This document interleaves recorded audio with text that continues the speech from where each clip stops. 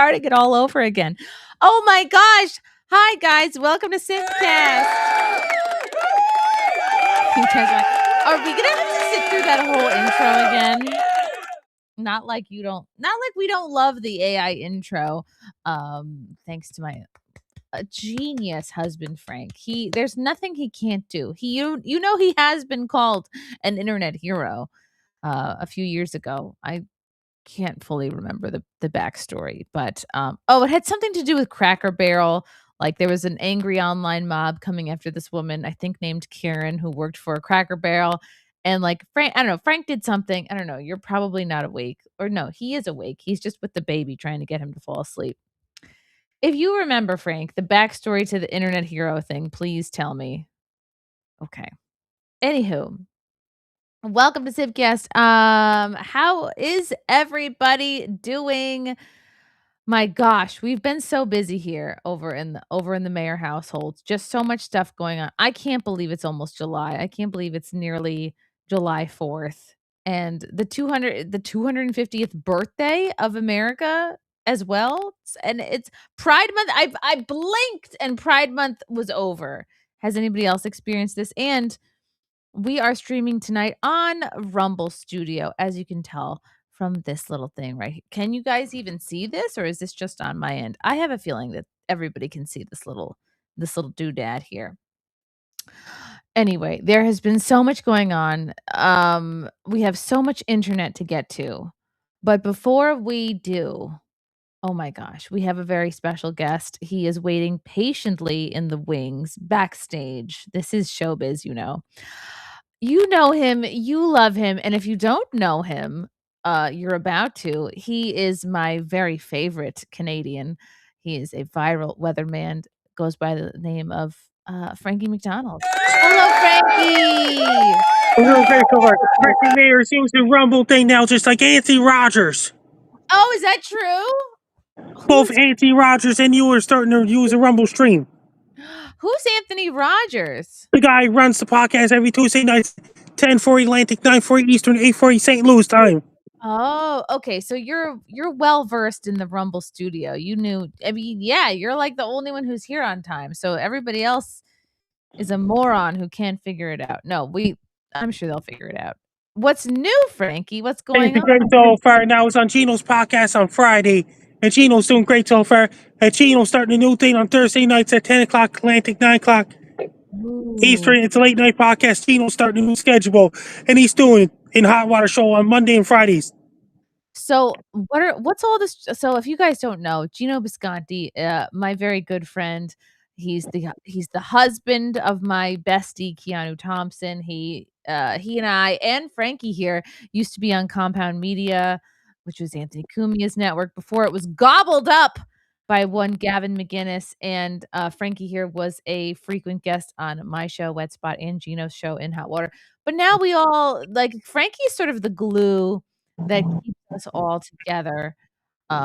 He's always I love this. You're always reminding me like when everybody else is streaming because it's so easy to get stuck in your own world. So I'm glad to know. Okay, so do you know Gino's full schedule of streams, Frankie? Monday, I want to show on Mondays at 4 o'clock, late to 3 o'clock Eastern, and Fridays at 4 o'clock and 3 o'clock Eastern. And he's starting a new late night with Max Loads on late Thursday nights. And Max Loads is his brother, right? Yes. Okay. And a lot of you are probably thinking, is Gino Bisconti's real last name Loads? No. It is Bisconti. I think Loads is a stage name for his brother. Max Loads says his stage name. And did you hear about this? Whatever, Amy's doing great. Gigi Dior came to Sydney on October 17th, October 18th last year. She did. And then when did Gino come to Canada? April 7th to April 8th, 2024 for the eclipse. 2024. Okay. What if anybody's thinking of planning a vacation to Canada, specifically Sydney, Nova Scotia, your neck of the woods, are there any fun like summertime activities coming up that they should plan around? Sydney Rib Fest on July 17th, July 18th, July 19th at Opener Park. Ooh, Rib Fest. Now, what if you're a vegetarian, Frankie? Does Rib Fest welcome vegetarians? And Rib Fest and welcome vegetarians too. They don't eat ribs, they eat vegetarian food and things like this. Yeah, I wonder if there's like a little corner over at Rib Fest where they And they huddle get the local together. vendors to sell vegetarian foods. Okay. Oh, that's nice of them. See, if I ran Rib Fest, I'd be like, "Good luck, veggies. You guys can sit outside." But that's nice that they cater to the vegetarians. Are you on Pitt Street right now? Yes, Pitt Street in Sydney. I'm showing you Pitt Street. Ooh, is Pitt short for armpit?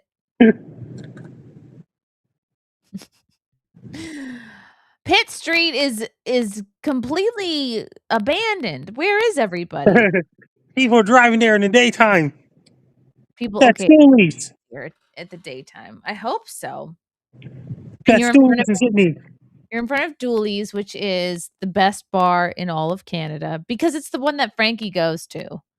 Yes, and did your herbal list. Just imagine Chrissie Mayr came to Sydney, Nova Scotia to Dooley's one day. What does that mean? Oh my god, just imagine I could be there in front of Dooley's with you. Oh, that'd be like a dream come true. Maybe I could convince the husband and the bean to go. And then we could do karaoke together. Guys, if you're And did you hear about this? Andrew Harms is doing great so far, and Gigi Dior is doing great. Oh, wow. What's Andrew Harms up to? He's doing great so far. He's still on a group Con Wetspot group chat on Instagram. I think I'm still in that group chat. Do you know if he's doing any streams? And Andrew Harms could be a guest on SimpCast one day. He could. Okay, you remind me of this all the time, but I will actually ask him to do next Sunday. I will remember. I will. Okay. Hello, chat. Hello, Mr. Goodnight in the chat, who helped me with an internet issue. That He's my means that computer. Don Jameson left a few months before Gino and you on Compound Media. He did. What's Don Jameson up to? He's doing that metal show live. He's still doing it, like from his house. And he goes to comedy clubs. Oh, okay. So it's like a live show. Yeah, he does stand-up comedy, that metal show. Okay, that sounds pretty fun. I wonder if he's doing anything like in my neck of the woods. Let me see. Don Jameson. Don Jameson, that metal show. Let's see if he's frequenting. He's not really on Twitter. Okay, now I'm getting this is what happens when you search for anything on Twitter is like you end up ultimately with porn, which is not what I wanted. Don Jameson, he does that metal show. Okay, we're gonna look for it. We're gonna look for Don Jameson. You know, let's ask Grok. I ask Grok just about everything. Don Jameson, Compound Media. Yes. When is Don Jameson's next show? Let's see if Grok even knows what the hell I'm talking about. It's thinking. Okay, Don Jameson's next That Metal Show oh, it's a reunion event. Oh my gosh, it's gonna be in July 21st at 6:30 at the Laughing Stock Comedy Club in Grantville, Pennsylvania. I believe that is who runs that? I know him. Then they got Gino Bisconte going to Florida on July 25th to do stand-up comedy there. July 25th. Gino's gonna be in Florida. I love that. Why can't I think of his name? He runs he runs the room. He runs Laughing Stock. Let's see. Maybe Grok knows. Okay, so anyway, it's gonna be Sunday, July 21st. And he's going to be at July 25th. He's going to be at the Access Showroom in Atlantic City, and that's in Vegas. How exciting. Okay. Wow. See, what doesn't Grok know? Grok, do you use Grok ever, Frankie? Yes, I use Grok and things like this. And did you hear about this? Garrett and Steve is doing great so far. And did you hear about this? Gino Bisconti is doing great so far. He's doing stand-up comedy on July 25th in Florida. And 21 Gun gave up his podcast. Okay, cool. And do we know let's see if Grok knows, where is Gino Bisconti doing stand-up in Florida in July? This will be a true test of Brock's abilities. Oh my gosh, you're right. Gino Biscotti is performing stand-up in Florida on Saturday, July 25th at the Sad Men Comedy Club in Boca Raton. Love that. Oh, wouldn't that be funny if I just surprised him and, like, showed up in the audience? Funny. And did you hear about this? During Rome, Kevin Sullivan used to do 21 Gun. He gave up his podcast. What do you mean he gave it up? He stopped doing it? He stopped doing it. So there's no more 21 Gun podcast? 21 Gun. You can search him up when it's the next 21 Gun podcast on Grok. Okay, I'm gonna ask Grok when. Good answer, Frankie. When is the next 21 Gun podcast coming out?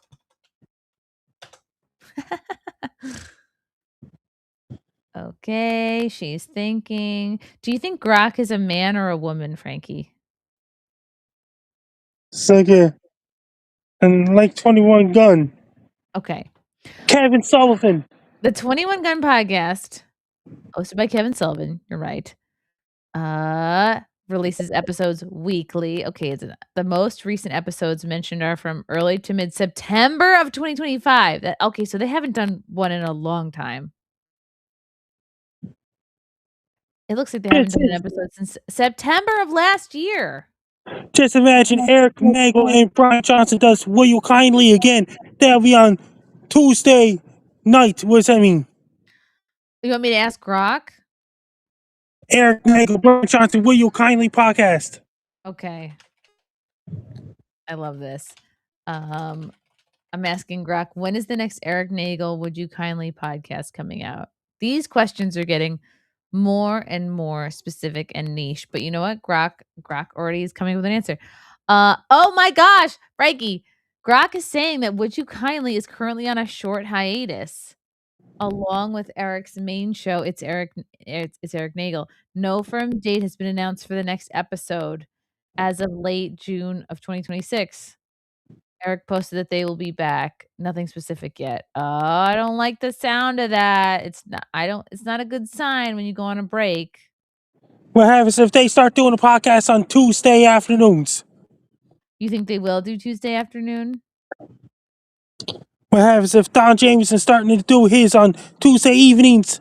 Oh, you mean what if it's a conflict between Don and Eric's? Well, then, yeah, we'll have to just watch them both, I guess.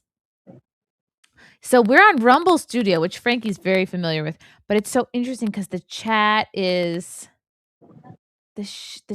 like different. And did you hear about this? Anthony Rogers does the Anthony Rogers show. He's streaming on Rumble. Oh, yes, here we go. Here they are. Oh, hello. At first I couldn't see the supers. Night Owl, thanks for the $2. Chrissie is looking beautiful and lovable as ever. Thank you, Night Owl. You're the sweetest. Thank you, thank you. James Shart. Oh my gosh, long time no see, James. How's it going, James? Thank you for the $5. Glad to see two of my favorite ladies on the same podcast. I know you didn't just call Frankie a lady. Oh, oh my gosh, these are super chats from a previous stream. That's so funny. Okay, so he's not calling you a lady, James. These are super chats that I guess. Then I got Anthony Cumia doing the radio show on Sunday nights. He's still doing Anthony Cumia's show on Compound Censored. Yes, he is. If you guys aren't watching Anthony Cumia, you better rectify that immediately. Yeah, I think Grok is a guy too.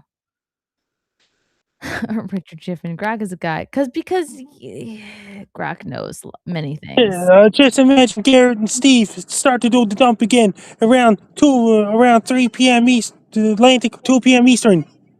That are they doing a show right now? Just imagine if they brought back the dump with Garrett and Steve, just an hour before in the Hot Water Show. Are they on a hiatus too? The dump with Garrett and Steve. Okay. You're getting me nervous here. You know what? Why don't we keep this going? We'll ask Grok, are Garrett and Steve. And Bill also, he might do in the morning on StreamYard or Rumble. Morning with Bill Schultz again at 1 p.m. Atlantic, 12 p.m. Eastern again. Ooh. Oh my gosh! Frankie, I just asked Grok if Garrett and Steve are still doing the Dump podcast. No, Garrett and Steve are not still doing the Dump. I wonder if they are just considering it the compound. Maybe they're just considering it like the end of the compound dump and not their own. Right. Because there's okay, it's the Garrett and Steve show. Duh. Are they doing the Garrett and Steve show? I got nervous for a second, like they had stopped doing their show, but I bet they are. Yeah, they're not gonna stop. Yes. Whew. Okay. They are still doing Garrett and Steve. I got really nervous for a minute there. Okay. Frankie, tell me what are we singing in karaoke these days? I sang Peaches by President of the United States of America last night. It went great. Okay, good. I like that. So Back in October 18th, 2025, me and Gigi doing duet that we didn't start the fire. That was such a great duet, Frankie. It was one I'll never forget. What did you I'm thinking of all the questions we asked. What did we eat today, Frankie? I had hamburger at Montana's. It was great. Bacon cheeseburger with just mustard, cheese, and bacon. And barbecue sauce. It was great at Montana's Steakhouse. Whoa. That's amazing. Oh my gosh. You know who's here to join us. Kim. And oh my god. I'm like, how did you know? You probably could see. I can't believe she's here. I'm so thrilled. Oh my goodness. I'm Kim. Holy cow. It's Kim Coulter. I'm doing great so far. I cannot believe, like, I invited you thinking, like, if you need a brief break, but I was fully expecting you to say, like, I had a baby 5 minutes ago. Are you crazy, Chrissie? But lo and behold, you've put a shirt on. Your hair looks amazing. You have makeup on, which is more than I was able to do after just giving birth. So kudos to you, Kim. And Kim's doing great so far. Kim, it's me, Frank, and now I'm doing great. You watch me on In Hot Water Show with Gino Pisconti on Compound Media. Oh no, you're muted. Oh no. But like, doesn't she look so beautiful? Can you hear me now? Yes, there you go. And Kim, you watch me on In Hot Water Show on Compound Media with Gino. It's good to see you, Frankie, and it's very Kim, good to see I'm you. doing great. You saw me on Compound Media Network before. Kim, you look like you lost 50 pounds like overnight. Oh, well, thank you. What a nice compliment. Yeah, I still feel a bit puffy, but it's definitely gone down quite a bit. You got all the past episodes of Wet Spot from Compound Media days. I do. They're back here on a drive in a little blue box. Anthony Cumia has copies of that. I think so. Yeah, I think it's still on like Compound Censored somewhere. I don't know, but I'm not subscribed, so I couldn't tell you. So yeah, Kim just had a baby, Frankie. And congratulations, Kim, on your child. Guess what? Kim, you saw me on the Hot Water Show with Gino Bisconti during Compound Media Days. You saw me on Wet Spot on Compound Media Days, too. Yeah, we hang out on SimpCast quite a bit, Frankie. Yes. That means, Kim, you've been on In Hot Water Show with Gino before. I don't think so. Like, your baby's nice. However, you may have seen me on In Hot Water. Oh my gosh. Yeah. Kim had a miraculous home birth. I'm very impressed. Like, yeah, it was great. You had multiple home births, but like second home birth, yeah. It's just so impressive. The fact that like it's something that I've always thought was like such a medical thing. Like it's like I don't know, does it feel like you're kind of getting away with something? Like of course you're saving. You're probably not saving that much money because you had to pay for like doulas and definitely saving a ton. Literally every appointment that I have is in my own home. They come to me every time. Obviously, like I gotta go get an ultrasound and stuff. They can't bring the ultrasound machine here, but I can opt out of that if I really want to. And the only reason I don't is because I love the ultrasounds, which is not very crunchy of me, I know, but whatever. But yeah, for all the visits, and if you get it, if without insurance, these guys only charge $5,000 in total. And at the local hospital, like just the delivery is like $12,000. It's so much, and then there's so many add-ons, like every drug, Yeah, like they tried to, like I told you, they tried to charge me for taking my own placenta. I was like, excuse me, like I'll pay for the Tupperware to take it out of here, but you're not charging me for my organ, thanks. And so here's my thing too: if you're gonna sell my organ for $50,000, you better not be handing me a bill. Yeah, exactly. Well, everybody here knows my placenta story, where how I just woke up in the middle of the night. I'm like, you can't have it. Like I remembered that it was $50,000, and or maybe I had just Googled it like while I was sitting in my. I don't remember, but I realized how valuable it was, and I was like, you know what? You guys just can't have it because, and they looked at me like I was nuts. Of course they did, because they really wanted to make that moolah. Mm-hmm. And hi, baby! Oh my goodness! Hi, what are you doing here? Hi! Oh my God! Look who came in! Oh, does Daddy know you're awake? Hi, handsome. Daddy know you're awake? He just like barged in. He just like barged into the studio. Did you sneak out? You snuck out? You're supposed to be sleeping. Do you want to say hello? Hello, handsome. You want to say hello? Say hi. Can you say hi? Hi. Hi. Oh my goodness, you're so sweet. Hello. Hello. Can you say hello? How you? Hello, Squishy. Did Daddy fall asleep? Did you just barge out? Like when I see him, like Frank is not far behind. Like, oh, he escaped, but like, did Daddy fall asleep? Yes. Get out of bed by yourself? Ooh, sneaker. Did you sneak out? You snuck out. Oh, good Daddy. How cute are you, though? Want to say bye-bye? Say bye-bye? Bye. Bye-bye. Say bye-bye. Bye. He's like, I like this microphone. This is who you're named after. That's Frankie McDonald right there. Yes, that's me, Frank Down. Say bye-bye. That's one heck of a namesake. Can you say bye-bye? Bye-bye. I love you. I love you. Are you chewing on that? Don't chew on that. Can you say bye-bye? Bye-bye. Okay. Oh, he's a podcaster already. Exactly. You're so cute, Bean. Oh my gosh, I love that you barged in. He was like, excuse me, this is my show now. You're saying, he's like, this is my show. You can have that. You can have that hair clip. That's for you. Oh my gosh. Yeah. I can't believe that how did he get out of bed? Oh, okay. I thought you had fallen asleep and he just like jumped out and ran. Like, this is my moment. That means fans got in the picture taken with me last Wednesday. That's Ooh. right. Was it a girl fan? Yes. Ooh la la. Oh. Do I hear wedding bells? Just a fan of mine. That is all. Oh, okay. Always taking pictures with some like pretty lady. Pretty You got a lady. wife, one of them, Frankie. Just a fan of mine. That is all. Just a fan, he says. See, Maybe one day. You never know, Frankie. You never know. the Bean is now learning. He calls things like mama and daddy, like male and female. Like if he's like, oh, mama cardinal and daddy cardinal. It's so cute.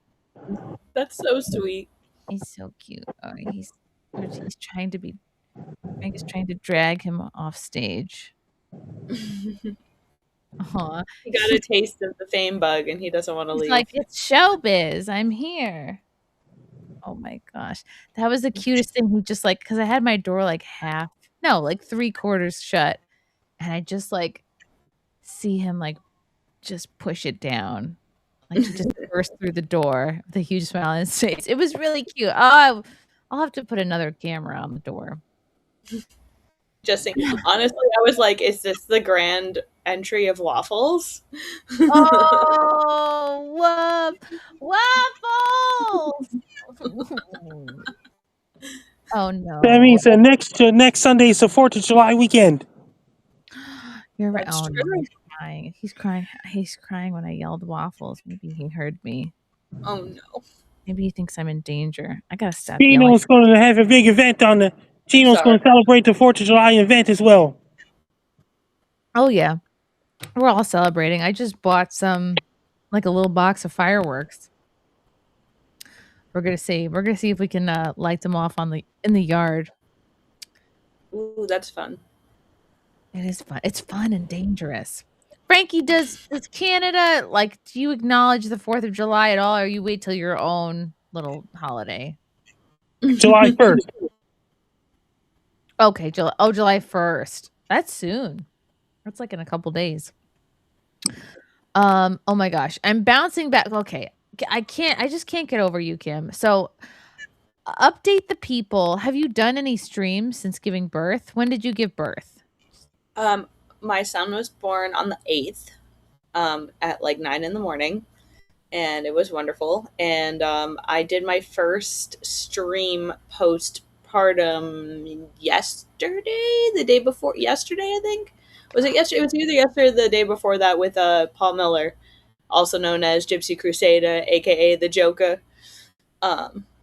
Yeah, we were, as you know, there's been a lot of like anti-white incidents, and Paul has been like such a champion, like getting their fundraisers out and finding out like the true story behind what happened in each situation. He's like him and like Tom Hennessy and like a few others are like really up there in the space for fighting against anti-white bigotry. And he's a very close family friend of ours. He has been for a while, so it's always fun to have him on. And it was a really easy first show to come back to because like Paul's a really good friend, so it was just like, you know, it's like this, it's like you just hop on and you have a good time. And I think little Paul, my son, knew that I was gonna come on tonight because he stayed up like a ridiculous amount of time, and I'm just like watching him right now, like fully asleep, like nothing. Oh, good. But yeah. So this is my second live stream post part. wow. And, I'm just really diving back into it. You have like 4 kids, but I remember I was like, I don't know, I was so nervous. Like anytime I'm not watching him, I'm nervous. Like, but Honestly, he's been such an easy baby. He is like, I really thought that like it was like the mom smugness, but like all of my mom friends who have had more than 3 kids always said everything after 3 is easy.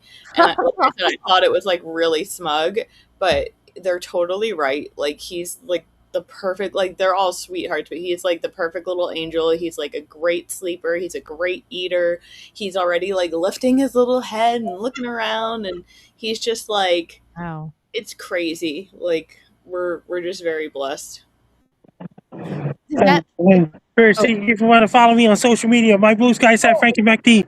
My link tree is Frankie MacDonald, and my threads is at Frankie MacD984. And my ex-primary Twitter is at Frankie MacD. My Reddit is FrankDown984. My subreddit is FrankDown. My Facebook is Frankie MacDonald. My Instagram is Frankie MacD984. My TikTok is FrankDown984. My Clapper is FrankDown984. My Twitch is FrankDown984. My Snapchat is Frankie ABC doing. My YouTube channel is Songs and Whoops, and my link is Frankie Down. Best of luck to you. I'm Frankie Down. You listen to SimpCast every Sunday night. Frankie. It's whoa, look at all these different segments. What?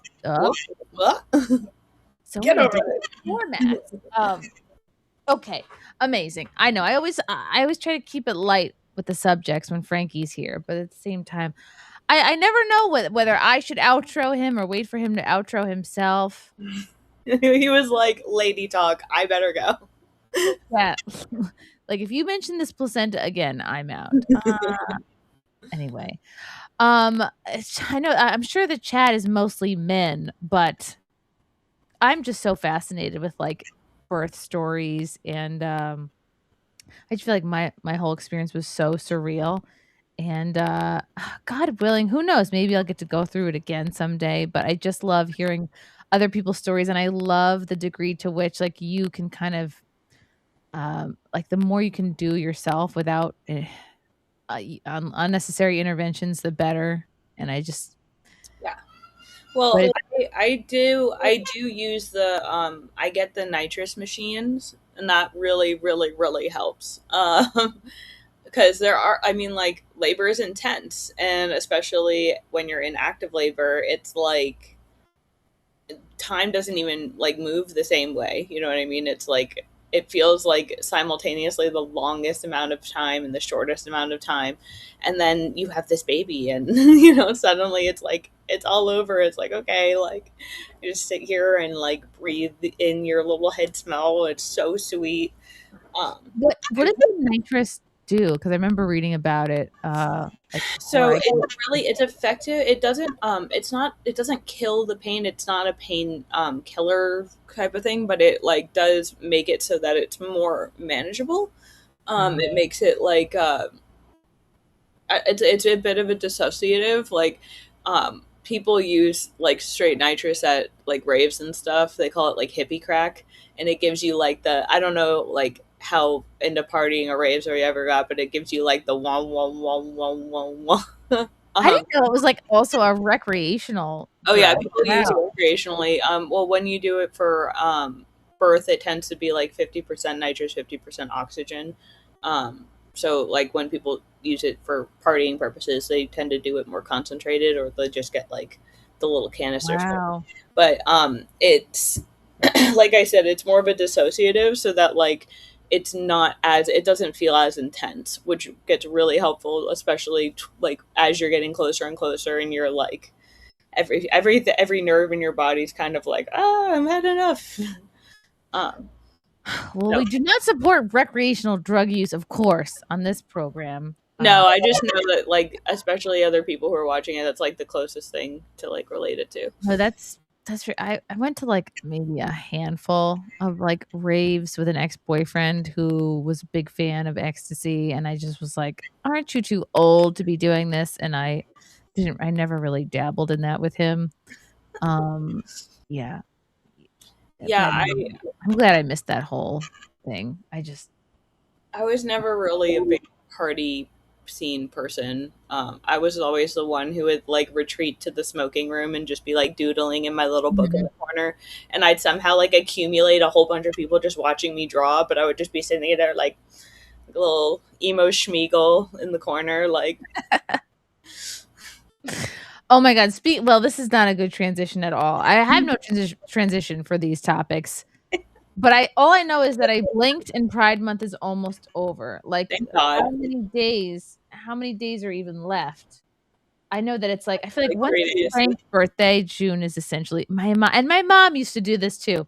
Her birthday was June 20th. And I always hated when she'd be like, once it's my birthday, the summer is basically over. And I'm like, I hate when you do that, Mom. Like, cause she always, when she would tell time, she would always like, I'm saying round up to the next hour. Like if it was 8:40, she'd be like, it's 9:00. You know, like that always bothered me. I'm like, you girl, like, okay, round up 5 minutes if you must. But anyway, there's 2 days left in Pride Month. And guess what? Our good friend who we always like to check in on from time to time, our good friend of the show, Clavicular, is participating in Pride Month. Ugh, barf.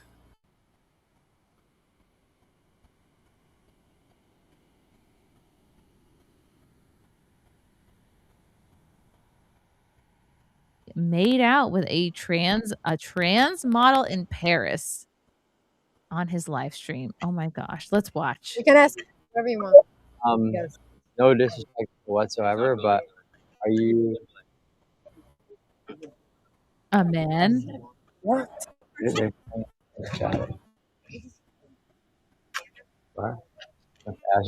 was wondering. I don't. Oh, it seems like he's being sort of shy about it, which I don't like. Say it loud, say it proud. Be like, I'm trans. I'm a man. This face is nice.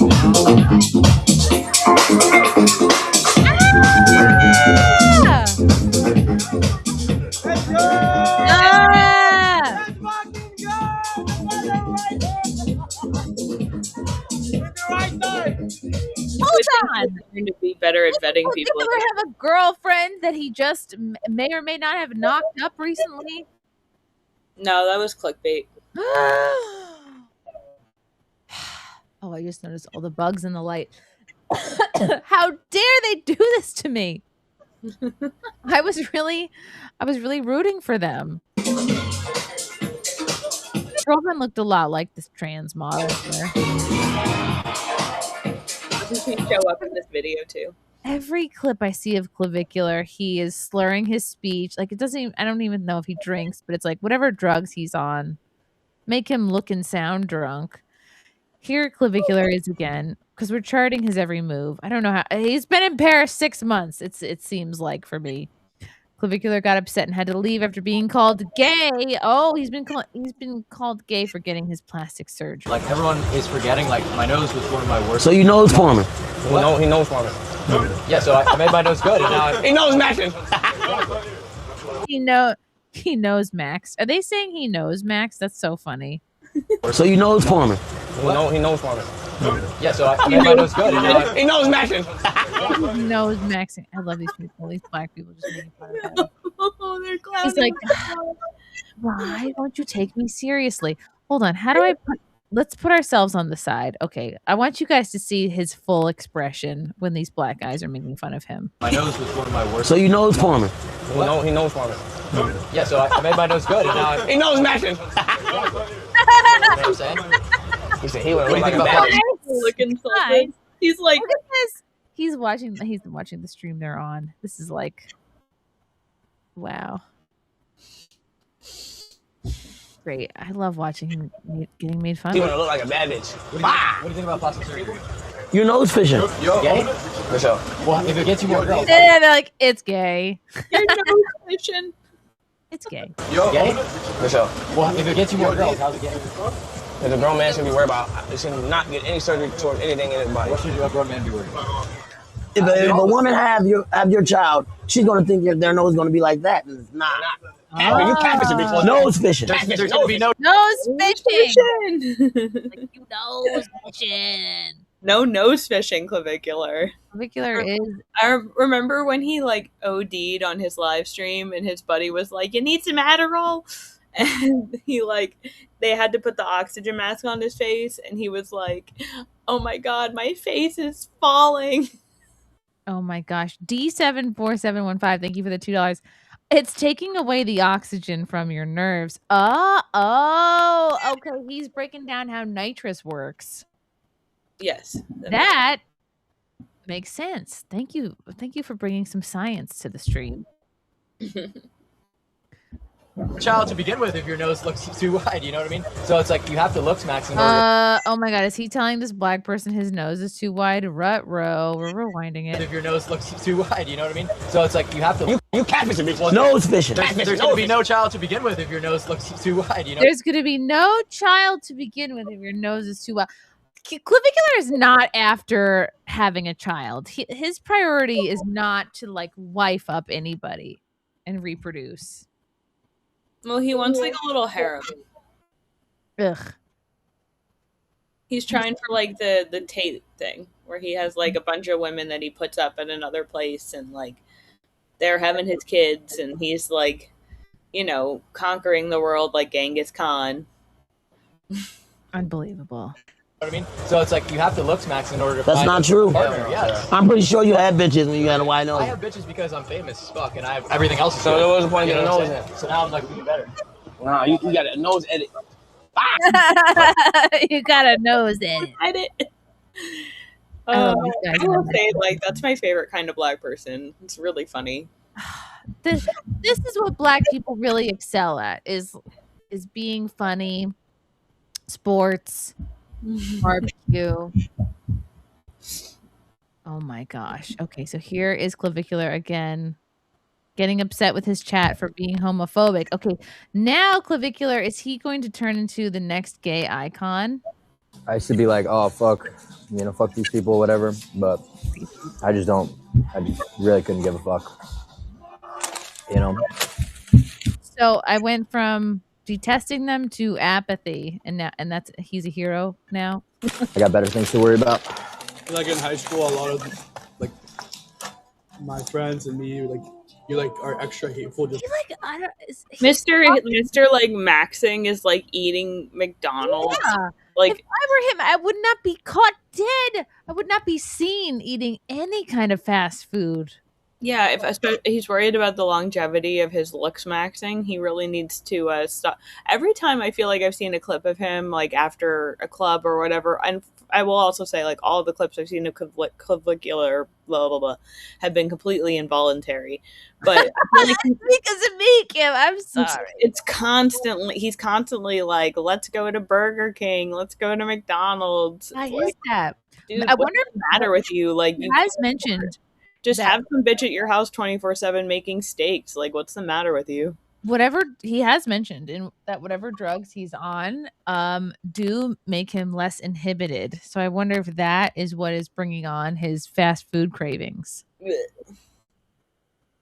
Like, you have so much money. Why are you wasting it on fast food? You could literally you can order like the nicest meals, like for every meal of the day.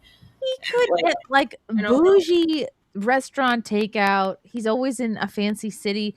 He could have a private chef. He could be like, "Wake up, like I said, just like hire some like bitty chef who like wants to be famous and like is willing to be on stream 24/7 cooking in a bra." Oh, that's so smart. Like a budding chef influencer, like a semi cute woman who like lives at your mansion with you and does all your meal prep. And make sure you have snacks and make sure you have like good like water and whatever the fuck, and like I would love that. And like someone to kind of treat him like a child. Like, look, I labeled all your snacks, like just like I did with my kid's snack drawer. I Like, set a timer and make sure you eat your meals. It's on your level. You can access it. You can go in and get a handful of goldfish whenever you want, or a little beef jerky.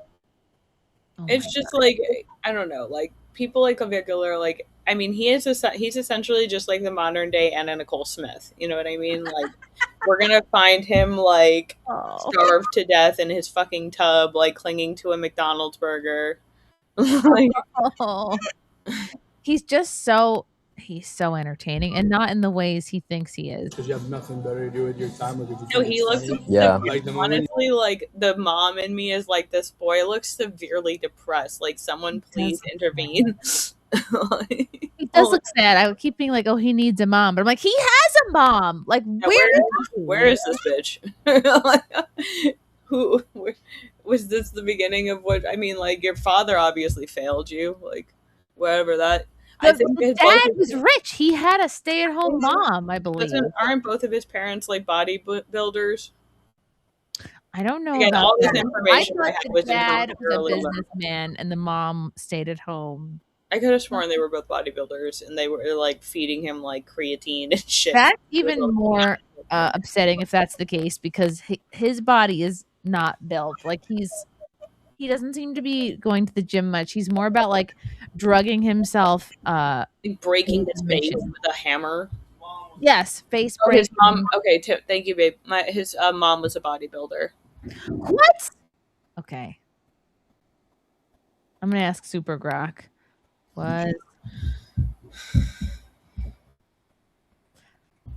Was Clavicular's mom a bodybuilder? Maybe she was Yes! Braden Peters' mom was a competitive pro bodybuilder. He has mentioned it multiple times. Oops, I've missed it somehow. She used to compete. She trained at the Diamond Gym in New Jersey. Okay, wow. She's described as a former bodybuilder who helped give him his elite genetics. For his looks maxing. Apparently, he doesn't think his genetics are so elite. He's like constantly giving himself microfractures and like. Why do you have to get plastic surgery? Like, well, he was perfectly good looking before the plastic surgery. Okay, Max, what's up, home slice? I'm gonna tell you the truth. I can't tell the difference. No, I wouldn't have been able to tell the difference either. If no one had ever said he got work done, I'd be like, he looks the same. Yeah. Thank you, K-Max. Chrissy, there is a Twitter clip of Clavicular in France eating a burger and dissing French waiters wearing bow ties. Then he goes on to say he prefers McDonald's. Great viral moment. I know exactly what clip you're talking about, K-Max. And I think it might be in my clips. You know what? I'm just gonna go ahead and search it now. Now you can't open up Twitter without seeing like a naked pride parade. So we have to be careful here. Clavicular France, Paris. Bum, bum, bum, bum. It's him making out with dudes. Oh my god, a compilation of him getting rejected in Paris. Okay, we will go to that next. Well, the thing is, like, the people in Paris tend to have a normal BMI, so like he doesn't like he might stand out in a place like Miami, but he's not going to stand out in Paris at all. So like, it's really funny watching him like walk down the streets, like looking for people to notice him. Nobody notices him, and he's just like, he's not mogging because they're all kind of thin like him there, and they don't have to break their faces to do it either. Mm-hmm. Okay, whoops. And Kim is gone. Okay. Here I am. Let's bring in this clip that you mentioned. Boopy doop. And we're on the side. Clavicular goes off on a high-end French restaurant for serving him an organic burger that tastes bad, was barely edible, claims McDonald's is way better. Is he eating with somebody, or is he just like there alone with a little camera? I wonder. Organic food is oh shit. No cap. All right, he is out with somebody. No cap. Why does this shirt have to be so open like this? Like we can see yo titties, Clavicular. Organic food is so shit. No cap. No cap.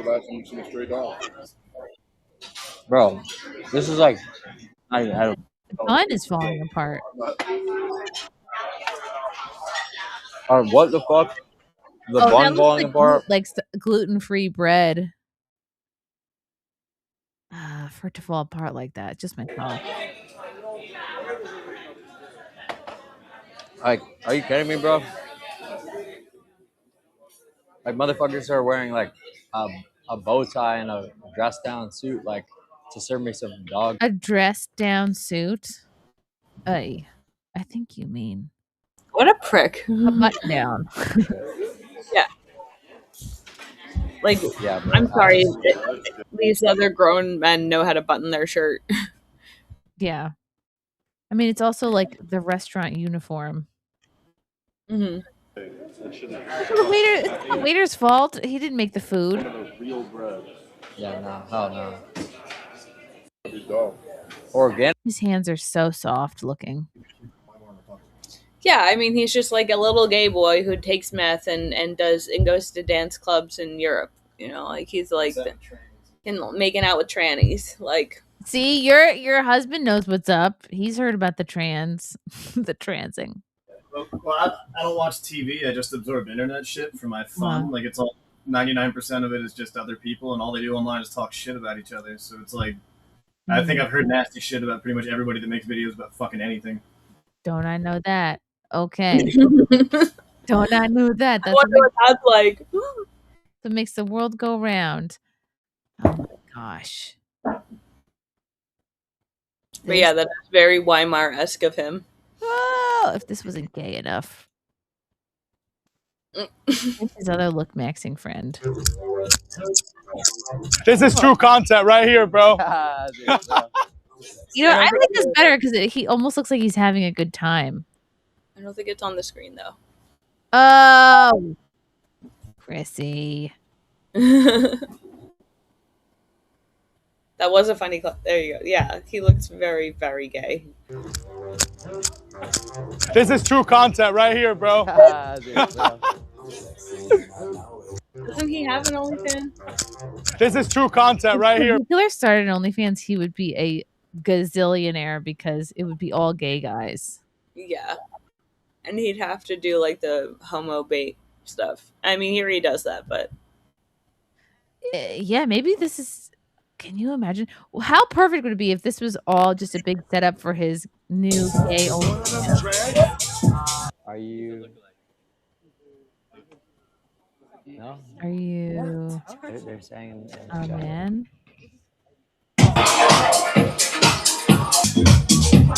I watched this already.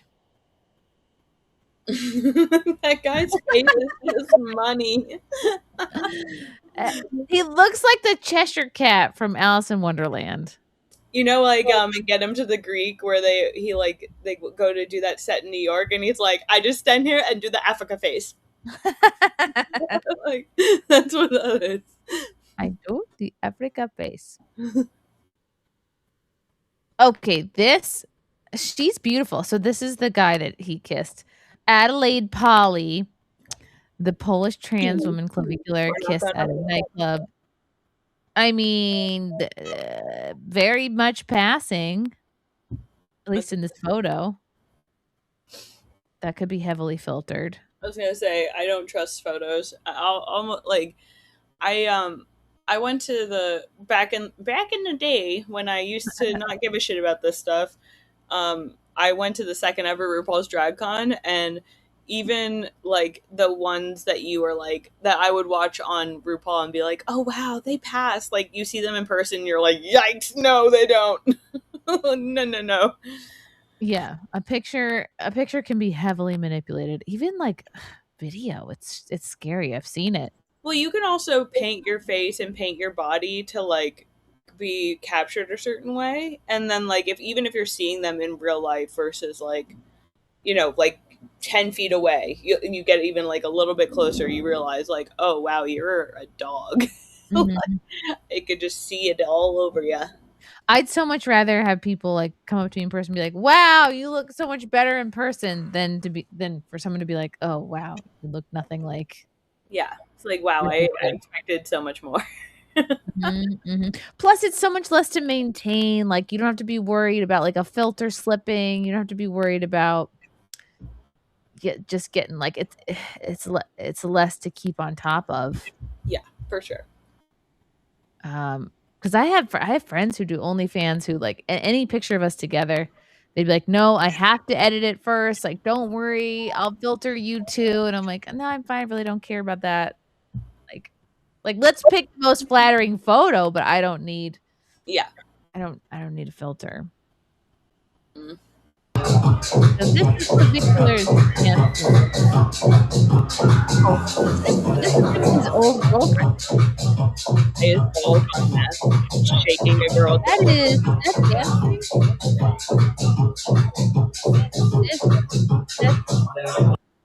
Is it dancing or sexual assault? I can't tell. He's shaking her down because she owes him money.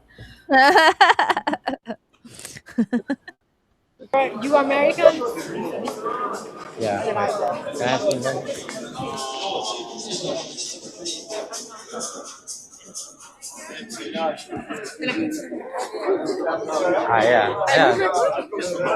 Yeah, you can tell like in the body frame and like the shoulders.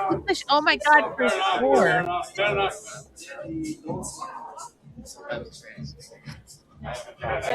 Like similar to Clavicular, like they're both like pretty looking like boys.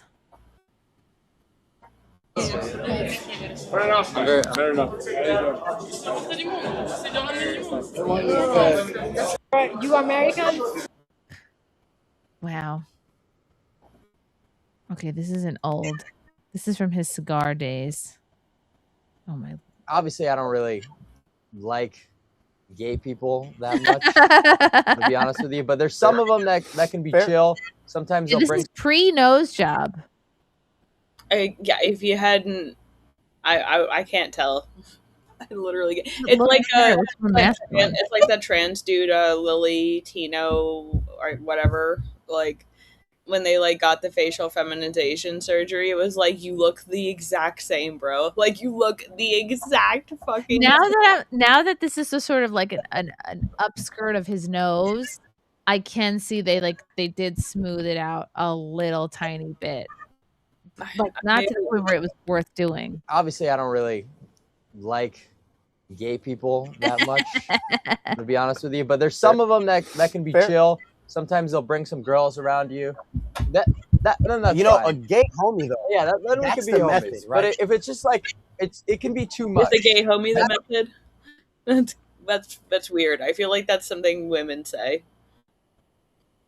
what? Like, oh, he's so quick to be like, oh, but girls, like that's his answer for everything. Like, oh, but the plastic surgery if it gets you more girls, isn't it worth it? Like, it's like he's saying what he thinks he should be saying.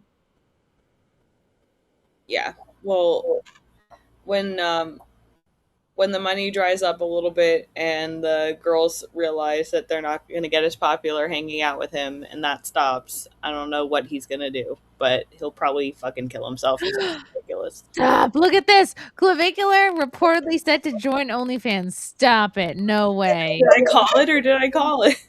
How did you, are you a fortune teller, Kim? This is. You must be. I have the site. I can just look at a person and tell when their self-esteem is just plummeting. Oh my gosh. Are you a dumb whore? I could probably tell. He'll make so much money. Of course he'll make a lot of money. And then eventually he'll OD spending it, or he'll fucking bottom out and lose everything and then OD. I don't know. One way or the other, that's probably where he's ending up. That's pretty sad.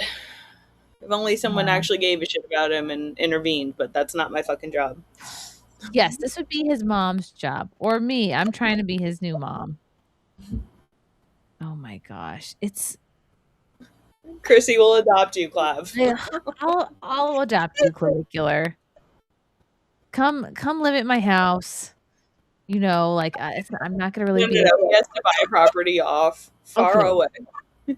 Yes, buy a house within a half hour away so your mother can visit you.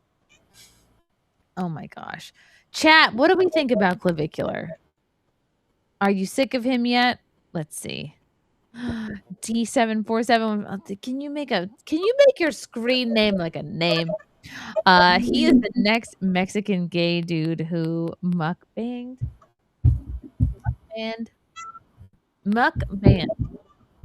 Lol. Did he mean mukbang? He every time he eats McDonald's, it is kind of like a mukbang or a macbang, if you will. Oh my god, we just gave him his first OnlyFans video. Macbang. Oh, a little late on that. But you know what? I've talked about this before. It's like he just wanted to be famous and he didn't actually think about like, once all eyes are on him, now what do you have to say? And the answer is like truly not much at all.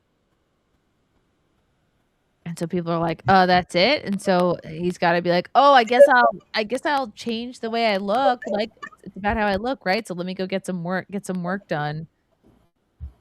And it's sad because that's his content. It's getting work done, kissing a dude in Paris.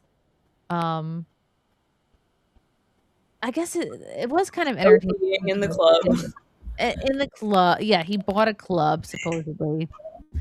And there's clips of him like shitting on women, like, "Oh, you're like totally." Have you seen these, Kim? It's like he's picking apart like every aspect of their face. Like he's got names for like every section of your face. He's like, "Oh, your orbital bone is too long," or something like that. I never followed up with it, but I do know that he was like giving some girl like injections on a live stream, and then he was like massaging the injections. I was like, and then I found out that her family was suing him. I want to know what happened with that, but that's the only I guess I have seen maybe one clip of him just being like something about like telling a girl about how the surgery she needed or whatever. It was just, what do you expect from this guy? Of course. Okay, apparently Clavicular's this is such a funny tweet. Holy cow. Just the sentence "Clavicular's community" makes me laugh. Clavicular's community is speculating that this was a setup to cause an international incident. Luckily, he didn't fall for it after he chose a biological woman and not the transformer. So I guess he eventually ended up with a real girl. Okay, this might be the last clip I play. Holy shit, what the fuck? So this is, I don't know your name. Adelaide. And you? Celine. Say hi to Celine, how are you? Say hi I to don't. Clavicular. I gotta learn the French like thing. You know, we don't do that in America, so I gotta learn that. Like fucking kiss on the cheek. I don't understand. Oh, It's about to like, let me explain to you how we do things in America. She didn't care. She didn't ask. He's like, oh, yeah, we don't do this whole cheek kissing thing. She's like, what? I don't understand. I just gotta learn it because in America, people don't do it. Your necks are very. Two shits. Like they're both. Somebody paid somebody to bring them over. Slim, you guys model? Thank you. Yeah. Do you do anything for that? Do you have Botox in your traps? No. Really? All natural. My boobs are fake. Your boobs are fake? And my nose. Yeah. But you know that you could do that. If you want your traps to be smaller and your neck to look better, put Botox in your traps. Maybe a Holy shit, what the fuck?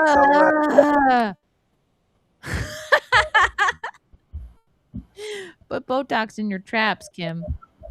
I'm good. That's the thing. Once you start putting Botox in your traps, you got to keep it up. Yeah, the only thing I can think of in terms of that is the studies that I've seen where like it causes like psychopathy in people who do a lot of Botox, which Oh, yes, I did see that where it's if you have too much Botox over time, like it actually affects your ability to process emotions or emote. Like it actually makes you supposedly like less feeling, like you're less empathetic. And well, I mean, look at all the people who have like always had like Botox. Like you think of like Chelsea Handler, like that bitch is a vapid, soulless ghoul. Yeah, and she doesn't is give like a fuck about anybody but herself. Yeah. Yeah, I wonder if it's like the more your face emotes, like the more your face moves, the more it tells your brain to feel a certain way. Oh yeah, I mean, that's like why micro expressions are a thing. Like when people have like automatic, like subtle reactions, it's their face reacting to it, and all of these things are communicating, and they're, you know, it makes a lot of sense that if you cut off your ability to have reactions, then your brain's going to train yourself out of being as receptive to those reactions. I wonder, does this apply to a micro penis? You're having nothing but micro reactions. Okay, last. I know I said the last one was going to be the last one, but this might be the.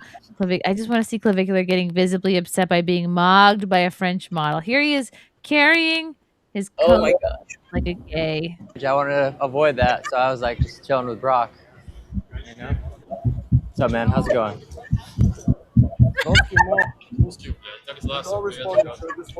Cool, man. That's really cool. Whatever he said. What did he say to him? I missed it. I was like just chilling with Brock. You know? What's up, man? How's it going?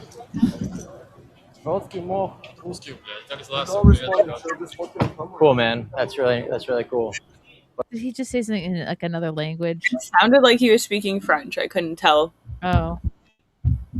That he was rude. French people are assholes. Like they're super rude. They think they're better than everybody else. This guy comes up to him, doesn't really even say anything. Doesn't even. He just whips out his phone.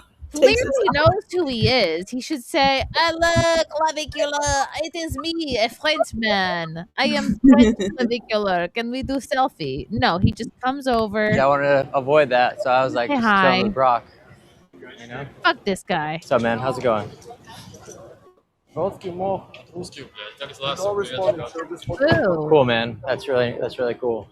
Whatever you said. Sounds like the reaction you give to somebody at like a nightclub when you don't know what the fuck they're saying.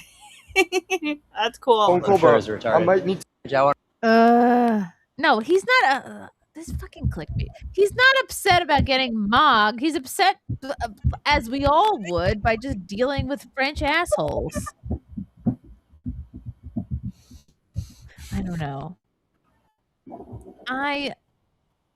Excuse me. For him. I feel for him, and I want him to have like a better future. But that's the thing. Like, what can he do that's not like looks related at this point? Log off and become a pastor. Become a pastor? Would you go to the Church of Clavicular? Would you hear his sermon? Actually, that'd be a really incredible story. I mean, like maybe for the plot, but like for nothing more. What if Clavicular finds God? That And would he, be like- cool. And you know what? He would have so many girls probably like quietly lusting, but knowing like, "Ugh, I can't have him because he gave his life to God, and like how amazing. I don't even know where that idea came from. I think it's just like it's like what's the Well, because the isn't exact isn't there kind of a popular OnlyFans to preacher? No. Isn't there a popular preacher right now? Like he's gone viral a bunch, and he's like kind of good looking. Oh, chat, you probably know his name. Chat, remind me. What's his name? Oh, he's very hip right now. or like a smoking pastor I don't know about. He's not like smoking hot, but he's cute for a pastor. I don't know what the fuck that would mean. Ah! Oh, I didn't know he went on a date with Sophie Rain. Okay, this is the last until I find another one. Clavicular just had his Matthew McConaughey moment after he asked his server for 6 shots every 5 minutes. He went on a date with Sophie Rain. This I did not know about. We also have 6 shots of tequila. We have 6 shots Holding of a little tequila. personal fan. Yeah. Yeah. And Diet Coke is with Coke or just Diet Coke tequila. So like, and the 6 shots. And can you bring 6 more every 5 minutes? What is wrong with you? You got up a little excited. Oh my god. We also have 6 Okay, shots of tequila. that's too much. I love that they had the Wolf of Wall Street in the background. Until one of us passes the fuck out. That's too much. See, I think he does what a lot of us did in college, like where you just drink and you don't eat. Yeah. Well, I remember when we were doing that event in Austin, like one of the guys that we were with, we were like bar hopping with him before the award show, and the first place we went to, he ordered 13 lemon drops for the 3 of us, and we were just like, "You okay?" Okay, lemon drops are like a girl shot. They're not that strong. Yeah, but 13 of them is still 13. What's a lemon drop? Vodka. Let's ask Grok. Grok knows all. Grok has replaced Google for me. Okay. It's vodka. 2 ounces of vodka, lemon juice, triple sec or Cointreau, and simple syrup. Every lemon drop I've ever had in my life has been extremely weak. Yeah, well, I watched this guy do no fewer than 8 of them in the first like 15 minutes that we were there. Me and my friend were just like, okay, sitting there with like our one drink. Like, are we gonna like? Do we drink with this guy, or do we just let him go on his bender? That's too much. I can't drink like that. I haven't even attempted. Oh, did you? Okay, tell me about your post-birth meal. And have you had a cocktail yet? Well, probably. It's been I weeks. wanted one, but I actually haven't yet. I think I'm like saving it for the right cocktail. But yeah, I think my first postpartum meal was like a big ramen bowl, because we make my husband and I order like this pre-made like shin ramen seasoning stuff, and we make it with like either pork belly or shaved steak, and it's so good. It's amazing. It's like genuine Korean like deliciousness. I did have a giant glass of red wine right after, though, I will say. I was like, my friend was coming over to like help take care of the house a bit, and like literally she showed up like 20 minutes after I gave birth, and I was like, on your way, can you just get like a bottle of red wine from somewhere, and when you get here just like pour me a giant glass of it. Yeah, just cut the top off the bottle of wine, and I'll just stick a straw in it. How is this baby similar to your other babies, and how is he different? Honestly, they've all been really good sleepers, like right from the get. I think it has to do with them like being used to like the dog noises and stuff from being in. How are they different? Well, maybe it's a bit too soon to tell, but again, he's just like I think the last two I really think it has to do with the natural birth too. Just developed so much faster than the other two, and not like my daughter is already like she's already testing it like between kindergarten and first grade, and so like they're very quick to learn. But like my second daughter is like she's already like outgrown all of her toddler 2 clothes, like she's already like running around basically, like it's you could see like I just feel like the cognitive stuff is coming a lot faster for her, and I wonder if that's going to be the same for Paul too, and I feel like it will be. And I do think the natural birth really did have an effect on that, but I also think it was largely to do with diet. So we'll see. My son is like my first son is like a little bit of a menace, and he like he prefers to let his sister talk for him, and he's like crazy. But like also that's the difference between boys and girls. Boys tend to be a little bit more wild, and they tend to mature less quickly. So we'll see now that we have 2 of each how that goes. But oh my God, are they wild? Yeah, he's like how he shows love. He just like punches me, he hits things, like he just hit me with like a toy hammer, like anything really. Oh my God, Tim, he gave Tim a bloody nose the other day. He was like just sitting in his lap, and he just decided like I'm just gonna like what? He's always constantly headbutting me.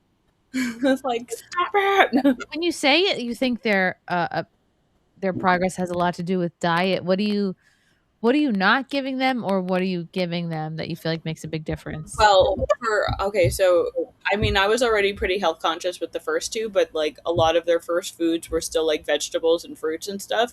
With Nell, her first meals were all meat. Like it was either like I was cooking bone marrow and feeding that to her because it was like pasty, or she would like her first teether was a piece of steak. Like she's just always like protein was her first, and protein is still like the heaviest part of her diet. And like I said, I think that like that definitely had an effect on how her cognitive abilities are forming. Okay, wow. Yeah. Oh, and it also affects like their pickiness. Like Arya and Jack have both independently gone through somewhat of a picky phase, or like because like they also between like 2 and 4, and sometimes it extends to 5, they'll go through like intense periods of like really being hungry and then having serious appetite suppression, where like my doctor was like it'll seem like how are you eating enough to be alive. Mm-hmm. But like if they're not gonna like starve themselves, but sometimes they're just gonna eat more and sometimes they're gonna eat less. And I will say like my smallest daughter, like she hasn't had any like she just eats what we eat like all the time, and the other 2 are sometimes went through a bit of a reluctance with that, and I think that has to do with how we started her diet as well. Okay. Yeah, I follow a lot of accounts on it's usually on Instagram because like they're just the visual element makes it so much easier, and it's all these like moms doing toddler snacks and like healthy things to give them, and it can be really overwhelming, but that's something I spend so much time thinking about is like what should I give him, and you don't want it all to be so packaged and right. Well, it is a money. I mean, like we've thankfully have found a place that is like not extremely expensive now, but like especially when we first moved out here, we didn't really like have much in savings, and we didn't have as much of a budget for like food and stuff. So like they were eating a lot more. Like I said, it was like, oh, they're gonna eat like pureed vegetable, pureed fruit, occasional chicken, peanut butter and jelly, like still like a wide variety of stuff. But like I said, I wish I had like you always look back and like I would do certain things differently. And yeah, goy slop. No goy slop. I mean, like goy slop? What is that? That's the. I mean, like what kosher is, right? Yeah. Like all the chemicals that they're not allowed to eat that we're allowed to eat. Well, I mean, like they still like none of my kids have had fast food. None of my kids have like had soda. Bean's never gonna drink soda. Not on my watch. Yeah, I remember like my mom was like, oh, like I tried to give her a little Sprite and she like took a sip and was like, I was like, why? Why are you giving her soda? soda? Second of all, like the reason she doesn't like it is because she has the palate to know that that's garbage. Yeah. Don't poison my child, please. Oh no. Wow. Yeah, one time, like, well, it's the Bean has had fast food a couple times, but it's like it's bothered me every time. Yeah, I think like the like, in a closest to pinch. fast food is like we've had like Chili's, I mean, or like Yeah. something like that, where it's like they'll have like a grilled cheese off the kids menu or something like that. I cringe like anytime like we're somewhere, even if he eats like my husband's French fries, I'm like, no, don't do it. Like, I understand. but then sometimes like you're just out or it gets late and you got to try to plan better for that. Honestly, that's why I've like refocused my, and this is like such a boring thing to go into, so I won't go all the way in, but like that's why like having a meal prep day is like really important in our house. That way we have like, even if it's not entire meals ready, we have the ingredients ready to go so that like the actual preparation of the meal takes no time, and it's just like, okay, let's throw this together and we have something to eat. It's all good. Yeah, I need to do better putting things together. Like I always have plenty of like, okay, like to-go cheese for him, or like a to-go applesauce, or like I'll cut up a bunch of berries, but like, and I do like little like beef jerkies that are kind of healthy, little bite-sized ones for him that he likes. But I don't know. I like to do like protein snacks. Like we get these Quest chips that are like basically like made from like chicken and egg, and like they're so good. And the kids are like, they because he loves chips. Like he'll always try to sneak a chip from somebody. It's really. I'll send you links. Because they're like, it's like 20 grams of protein a bag. And like they're delicious flavors. You could get like, my son loves nacho cheese, so like when he's like he doesn't want to eat a whole meal, I'll just break out a bag of chips and he'll split it with his sister, and he doesn't know he's getting like 15 grams of protein. Yes. Or I'll do that, and I'll whip up some kind of like a healthy dip or something. Yeah, that's really smart. Shakes. Yeah, shakes are really good too. We do like they have like animal protein based like shakes that are like vanilla and like chocolate and stuff. You can do supplement drink and make ice pops with it for the summer. I just ordered an ice pop mold. Yeah, my mom gave us that idea. It was really good. Like even like they even loved, like we'll just put filtered water in the ice pop trays and they'll like just eat an ice pop of water, and they'll love it. Like also known as an ice cube with a stick in it. Yeah, basically, but it's like a plain ice pop. They love it. I just ordered these like little like mini muffin silicone molds, like, and I've seen like I'm gonna do like a little slice of banana each, and like a little bit of yogurt, maybe a little bit of peanut butter, and then like freeze them, and then that's like a nice little snack, a little frozen fun snack. Yeah, yogurt's a really good base for that. If you just like get yogurt and mix a bunch of yummy stuff in it and put them in the little things and just stick them in the freezer. Yeah, we got this. They're great for teething too. I don't know if how the bean is doing on teething, but they're really. Oh my gosh, he has so many teeth, but he's got a few more like molars to come in back there, and like oh yeah, like today he was drooling a ton, and I'm like, all right, I guess we got another molar coming in, and yeah, ice pops are really good for that. My daughter loves that.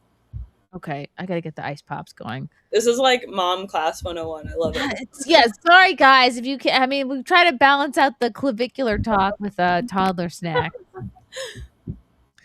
Have you heard this week? Speaking of people who make viral moments, enough of clavicular. No, oh, whoops, I forgot. Okay, fine.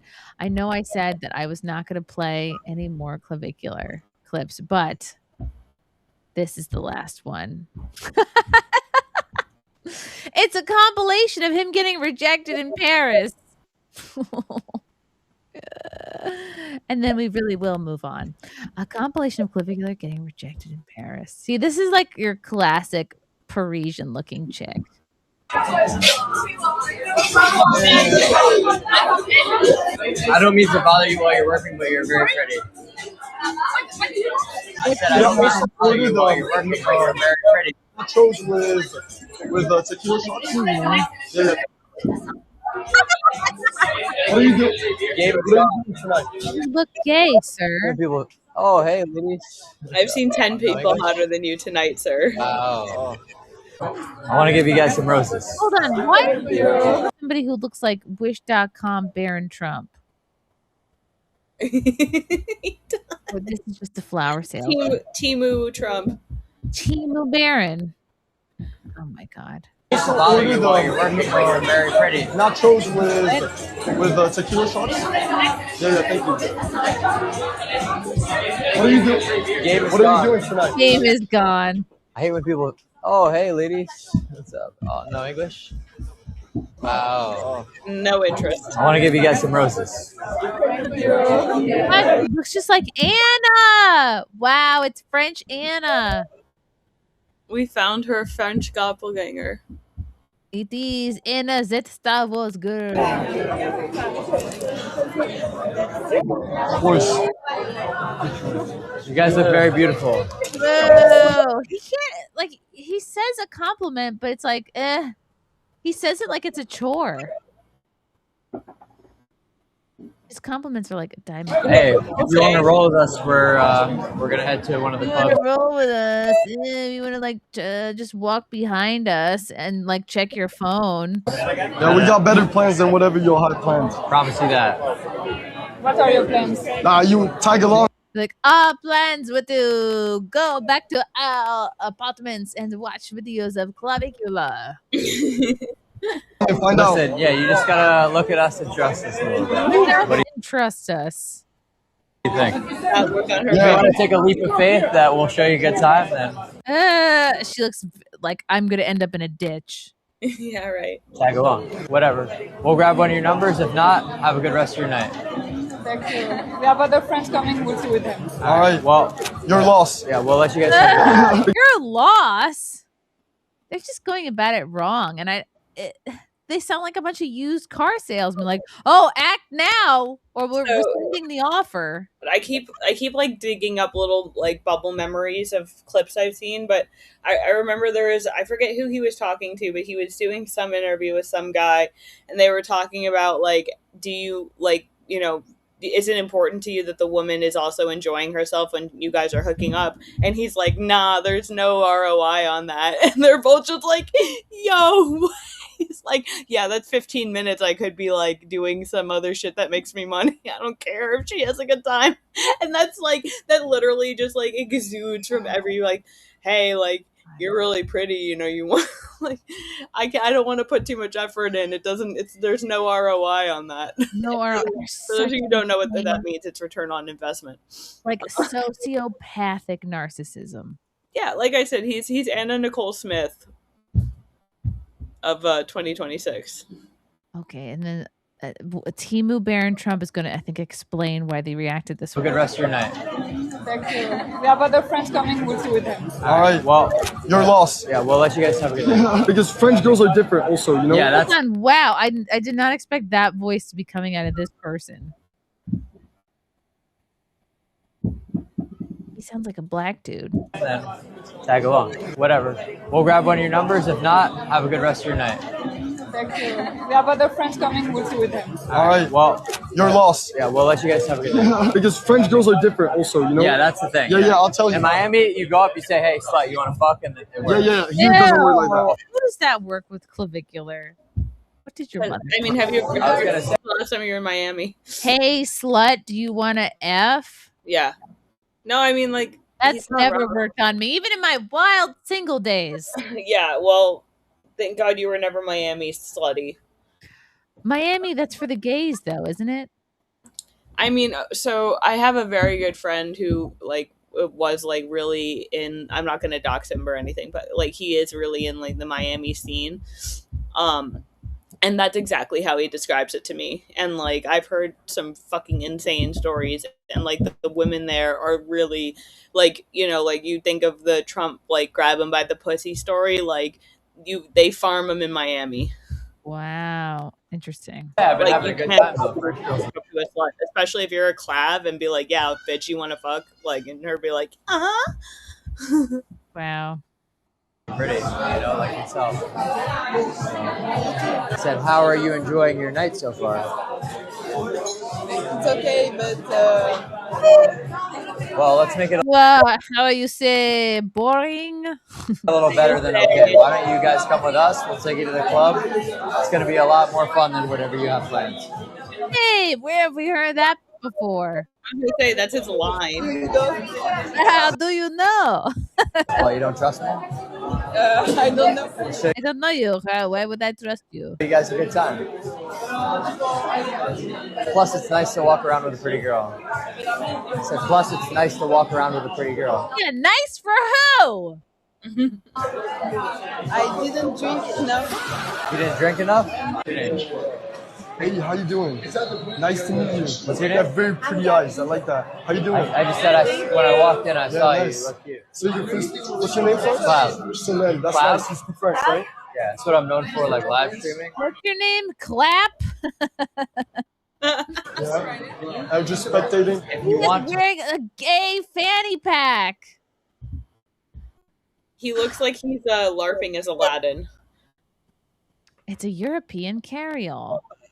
Oi, oi, oi. join me and him, we'll show you a good time. No, like he. Oh. So according to my husband, Clav has been recently seen hanging out with Ben Azule, who is going to be fighting Paul Miller in a little more than a month now, a little less than a month.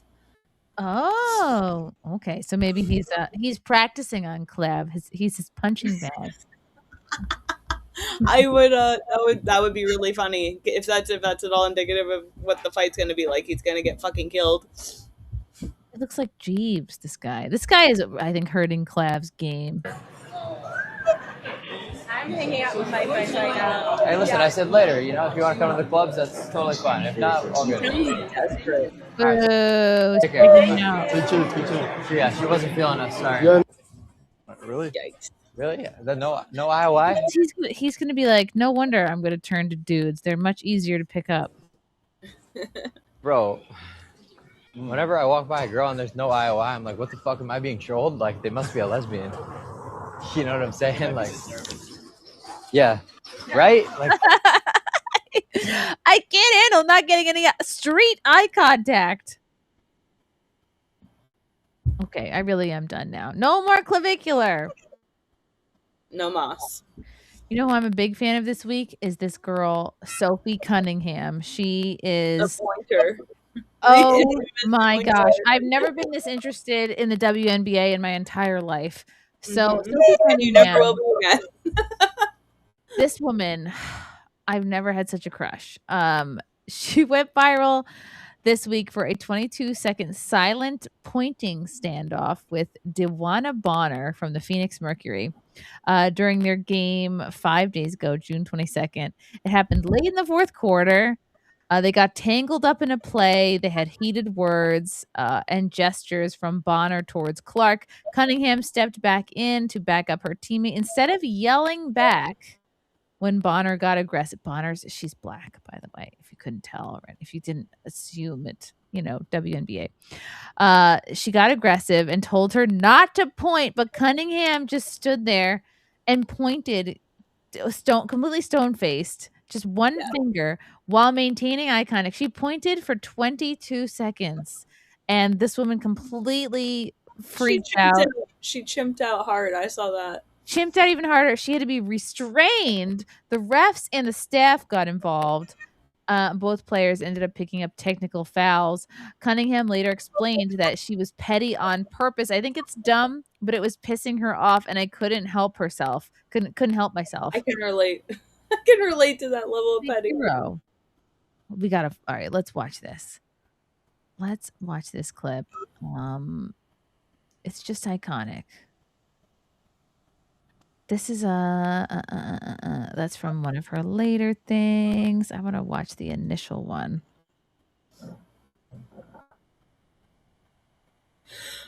Excuse me. Oh my God. I'm getting my tabs confused. Please. Bean is still sleeping. The bean or your bean?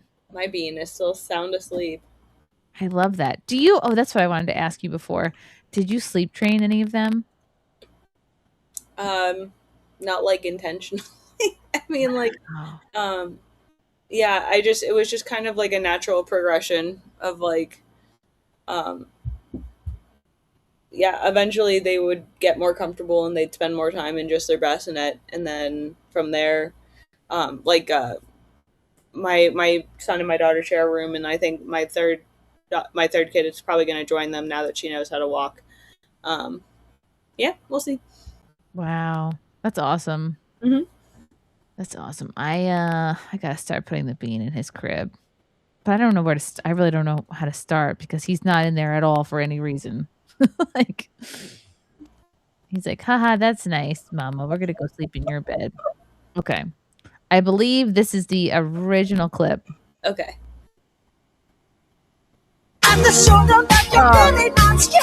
Okay. The Michael Jackson.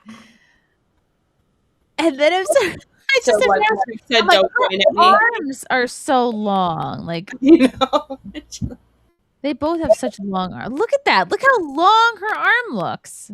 pointing will get you a knife in the chest. Oh boy. But like, oh my gosh, a finger says 1,000 words, like the old saying goes.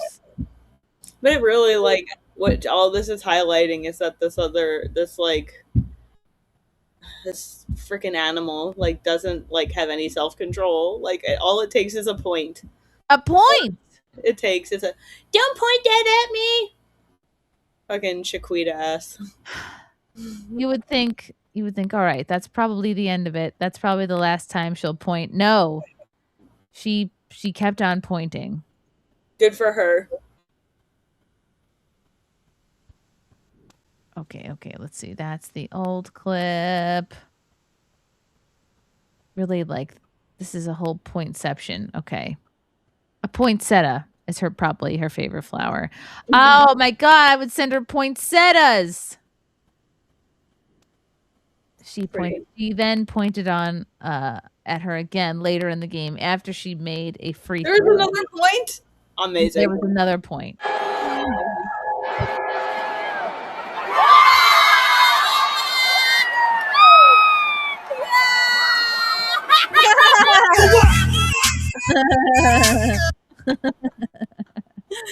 Yo, this is the most I'll ever care about the WNBA. Good for you. You pointed that bit. I hope she points at her every time she sees her for the rest of her life. Do you think she saw this? She was like barely. She rethought it for a second, like, nah, I'm not trying to get punched. This was close. I mean, whoa. She could have seen it. Amazing. Amazing. And this is how people are going to get views for the WNBA. They should have, I don't know if somebody put her up to this, or they have like social media handlers that are like, look, you need to find just you need to trigger them into chimping out, and then more people will watch your video. I don't know if they're like, I don't know if you're familiar with Black people, but here's a list of things you could do to piss them off. Anything. And exist. Just exist. Just breathe and they'll be upset. Okay, here is the top 5 Sophie Cunningham, and people have been making memes. Oh, I what love greater it. compliment can you get from the internet than a meme? She's definitely already a meme legend. And also she's beautiful. That doesn't hurt. Her arm was like, it is like kind of uncomfortably long. Like, it did kind of look like AI from how long her arm. Yeah, my arm doesn't do that. My arm is like, it ends like right away. Length. Again with the music.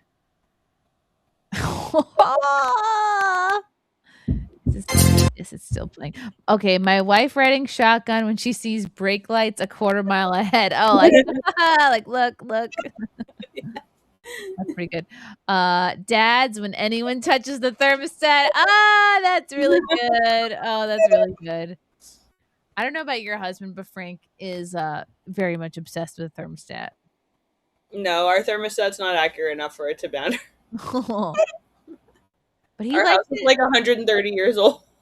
Oh, really? Okay. I don't know about the men in the chat, whether you like it on the cooler side, but like Frank needs his 68 degrees, like 70 tops, which makes me like just cold all the time. Excuse me, I'm so sorry. That's why I have to go outside and warm up sometimes. Okay, that's pretty good. Me when the table that ordered after us gets their food first. I feel that.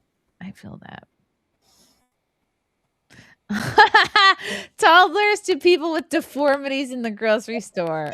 Okay, that's great. I can't wait for the beans to start doing that. Oh man, I already have a few instances.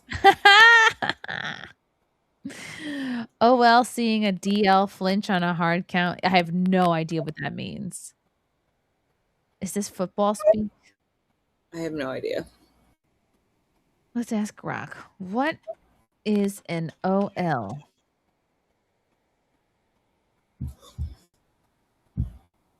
Oh well, commonly refers to office lady. What? I would think with defensive lineman or offensive and defensive lineman. But Yeah, it doesn't mean old office lady or old lady. What the Rock, you stink.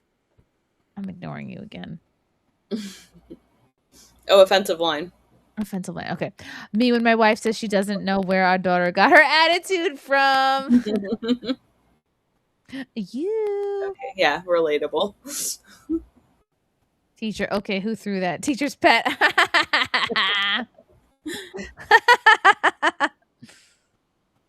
That was never me. Just how Me either. it's the point heard around the world.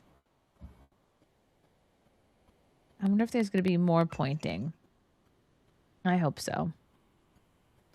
Okay, Max. Thank you, darling. Thank you for the $10. Chrissy, there is a Twitter clip of Clavicular in France. Oh, what are you talking? I already brought this one up. Sorry. It's this one.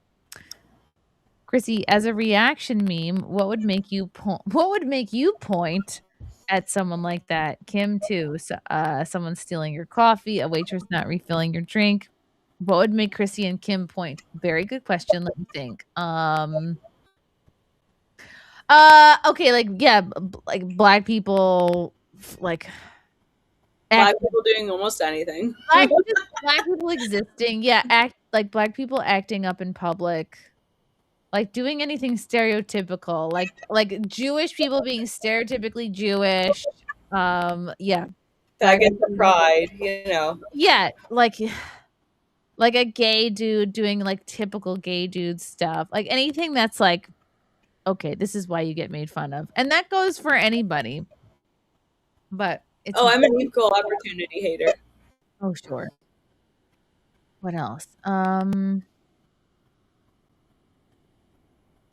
Really, just point. I mean, like, oh, you know what make me point like that? If we're at like a family friendly water park and and I always point this out with Frank. If there's a woman in like a scandalous, like inappropriate bathing suit at like a family water park, I'm like, I can see your ass cheeks, ma'am. It's like, you know what you're doing. Like we're here at the Great Wolf Lodge, okay? Stop trying to put out the vibe here. What about you, Kim? Yeah, I think it falls under the same categories. We'll keep it pride themed. Like when I'm like watching a fucking faggot walk by in a dog costume in front of a child, like. Okay. Oh my god, now I open up Twitter and then someone says this is Sophie Cunningham. It's just it's a blonde girl shaking her butt. I don't think it's her. Everyone's going crazy for Sophie Cunningham. I hope that was adequate, K-Max. But yeah, anything funny? Anything funny or like, okay. You're obnoxious. Anything stereotypical. Or like somebody cuts you off on the road and it's an Asian person. I'd be like, oh, Asian people doing Asian people stuff again. I know. It sounds stereotypical, but that's the shit that makes me laugh. Okay, let's see. Did we play all of the Sophie Cunningham content? Okay, she also, I always love it when somebody responds to their own viral moment. She responded.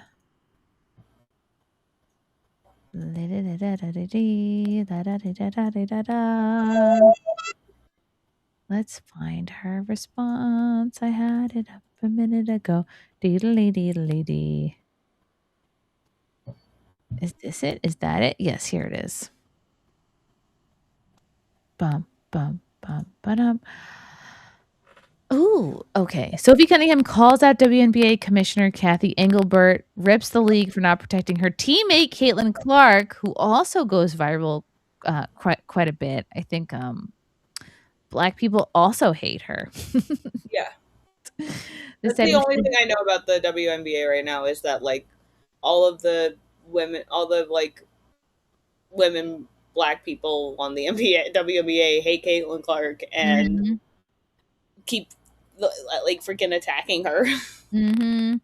This type of shit happens every single game to her, and the league and the refs do absolutely nothing about it. Cunningham and the co-host Wes Wilson also discussed the possibility that Engelbert is jealous of Clark, which may be why Clark was snubbed from the WNBA 30th anniversary poster. Snubbed from the poster. She's like, Caitlin Clark is the only reason, other than now Sophie, that anybody watches anything they do.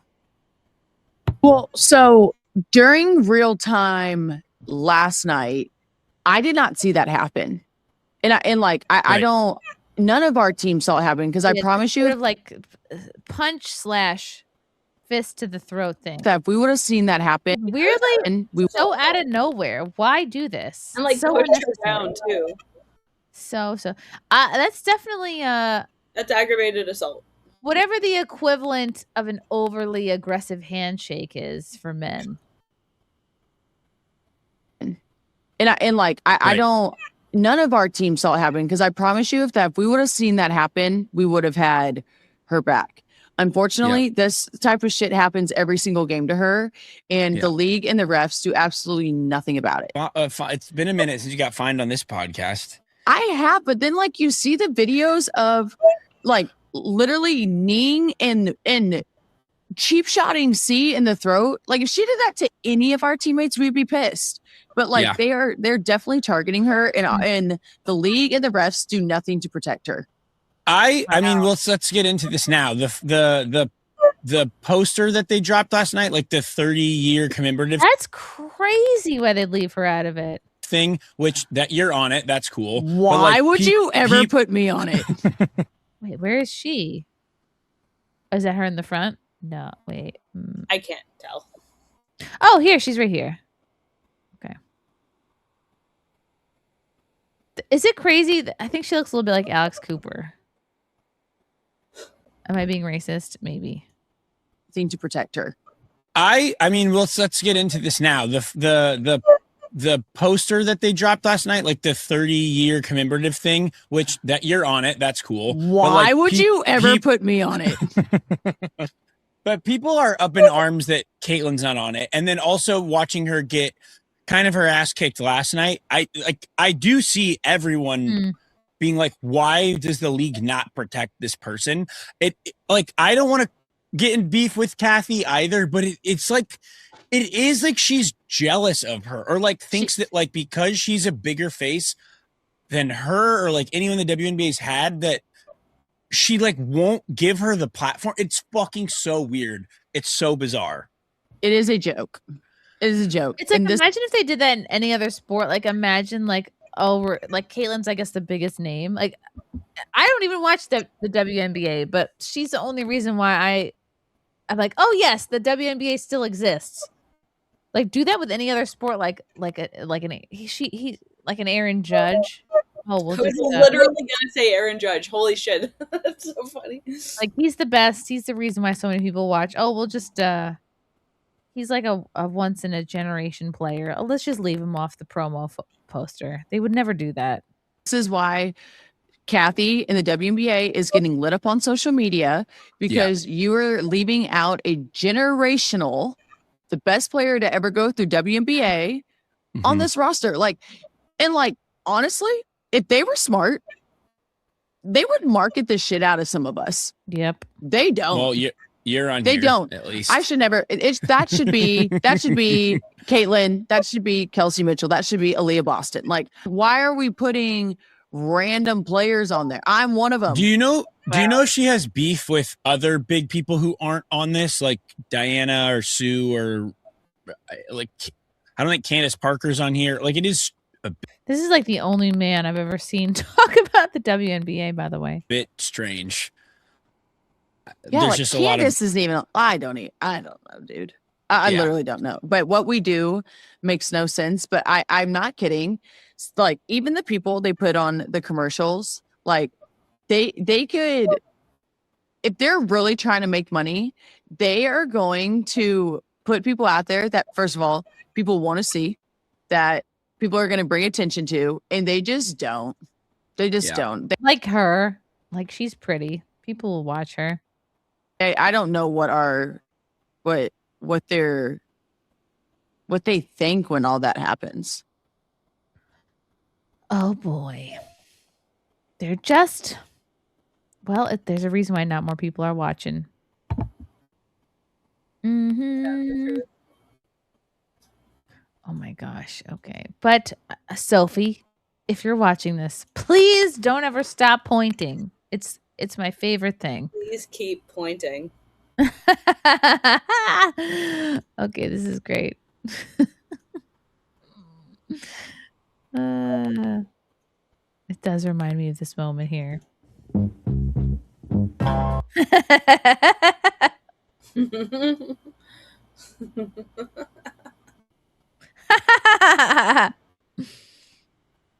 That's great. Oh, it's so funny. It's so freaking funny.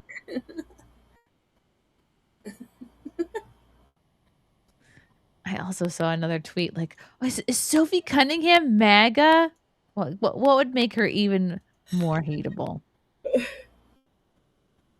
my God. Why is it so funny? It's so good. Oh, okay, people are saying this is her. I don't know. It could just be another. I'm not going to show it because it's someone shaking their butt. They're like, oh, this is Sophie. She's crazy. Don't believe everything you see on Twitter. Okay. Let's see. Oh, wow. And then there's like a clip of, damn, I'm so happy I don't play basketball. I'm so happy I was never tall. This is a clip of her getting just chucked. Like, wow. Just chucked for no reason. Wow. Yeah, okay, so from what I've gleaned from the situation, and my husband knows a lot more than I do, she was offered a spot in a league that was, let's say, less ethnic, and she turned it down. So at this point, it's like the girl that keeps getting with the abusive boyfriend. It's like, all right. Sophie was? Yeah. No, not Sophie. Caitlin Clark? Yeah, Caitlin Clark was offered a spot in another league where she would have, like, you know, not get the shit beat out of her by these animals every time. And wow. You know, she turned it down. So at a certain point, it's like I said, it's like the girl who keeps going back to the abusive boyfriend. Eventually, you just got to let her keep making her own dumb mistakes. But I also give her credit for not being afraid of them and letting that be what determines like what team she's on. It would absolutely make a difference for me, you, Kim, but wow. My God. Just so happy I don't play basketball.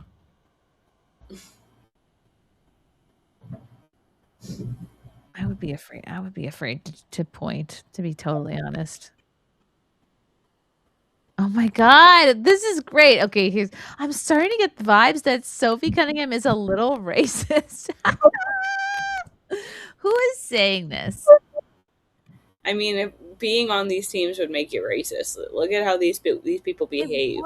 It would. I'm starting to get the vibes that Sophie Cunningham is a little racist. She's always getting into fights with non-white players. That's how you know you're afraid. You're gonna call them non-white. What, like there's a bunch of Indian girls on the WNBA? Are there Asian There's girls? a bunch of Asian girls running up and down the WNBA. Just say black. The technical because there's two players just battling for position. Oh my! And they're still going. Now it's Cunningham Cunningham and Bonner. Oh, Keep so in mind, good. Cunningham and Yeah. Bonner have history So as good. teammates.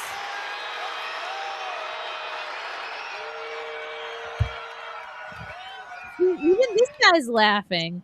This He's like, put your finger down, lady. George W. Bush lookalike finds it hysterical. Both of these guys are laughing.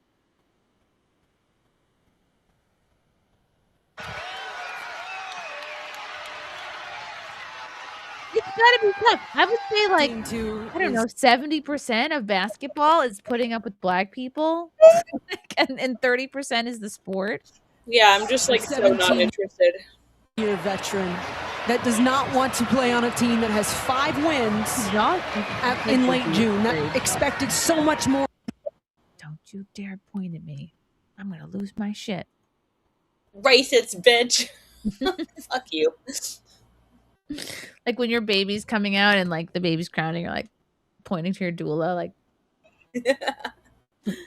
Or like the doula pointing at the baby. oh yeah, like that. I see the head. That's better. You know why this is so great? Because it's like I respect that this woman is like not afraid. She's not like tiptoeing around them. Not like everyone's afraid of pissing off black people. Well, not you and I, Kim, but Yeah. most everybody else. Right, chat? Okay. And if there are black people watching, you know I don't mean you. If you're watching, you're one of the good ones. Okay. I already assume the ones that know they're okay wouldn't be offended. Yeah. Oh my god. Whoops, I didn't mean to bring that again. Imagine if I was just like, and now whoops. This Rumble studio is very tricky. Okay, enough black people. Just kidding. This is my favorite. This would to answer your question, K-Max, this would be an instance where I would point. Yeah. Like your quintessential target moment. Look at this. Your kids is bad. Niggas being niggas. Get my brother to shoot the shit out you, bitch. Oh, this is like, oh my god, he's arresting a kid. Tell that lady get that camera out. Bitch, get the fuck up. Yo, freedom, bro. Is Oh, bro, this y'all is got sad. y'all I thought this was gonna be funnier. It was more sad. Oh no, that's too young to be arrested. I don't know. They get them started real young. It's true, and if you don't, yeah, maybe that is the answer. I mean, if your parents aren't going to discipline you and they're going to leave it to the cops, like, Well, I mean, there's like so many instances too of like white parents being held like legally liable, even down to prison time for the stuff their kids do. Like, why is the black community held to the same example? Because literally all of them would be in fucking prison. It's true.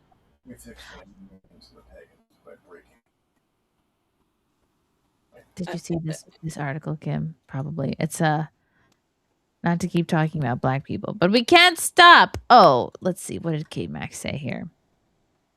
Thank you, K-Max, for the $5. Wait a second. We already did that. Let's do this one. If Sophie Cunningham is racist, do we buy her jersey, more of her merch, have her on SimpCast? Yes, yes, and yes. I will have my producer reaching out to her immediately. Joy Reid trashes America's Independence Day as a symbol of slavery of black people. This is just hysterical. Love a Joy Reid moment. Joy Reid trashes America's Independence Day as a symbol of slavery. Because in many ways, and with apologies to my dear spicy white friends, because I know that my white brothers and sisters do love a 4th of July. It is Independence Day. Everybody's barbecuing. It's a thing. I can promise you, Black folks, we will take the day off. We will barbecue because we off. Black people that nobody Black I know is really excited about the 4th of July because it is what Frederick Douglass said it is. It is the celebration of slaveholders who freed themselves from having to pay taxes to the crown for their slave empire. Bitch, the best thing that ever happened to your ancestors was coming to America. Fuck you. Fuck you. You couldn't say these things in another country. You'd be living in Pooh River, Africa, with your fucking being sold to another tribe as a slave. If it's so awful here, Joy, why won't you move somewhere else? I've always so I've said this for quite some time now, and I've actually seen people starting to like pick this up. I am all for incentive-based reparations. I will start a campaign to raise donations for this. If you hate America so much and you want reparations, the average cost of these people as a tax burden is like several $100,000. We round that down to $100,000.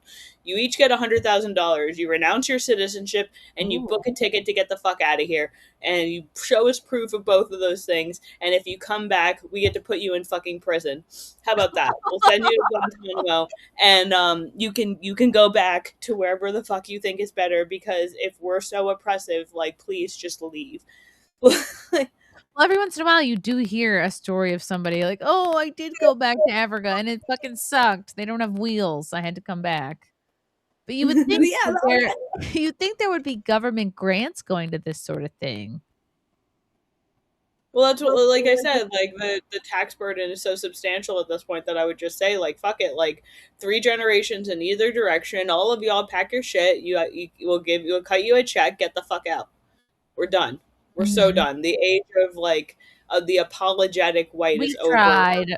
Yeah. There was like none of us are like, there were people whose families got here after slavery was even ended, and they're still getting blamed for this shit, even though it was the Jewish slave ships that brought them over in the first place, and there was a reason that they didn't have the sales on Saturday because it was the Shabbat. So you want to go back and get reparations from, yes, go to Africa, there's a million places that will be happy. You know, you love the Muslims, you can go to any of the 23 or some odd Islamic countries. Get the fuck out of my country.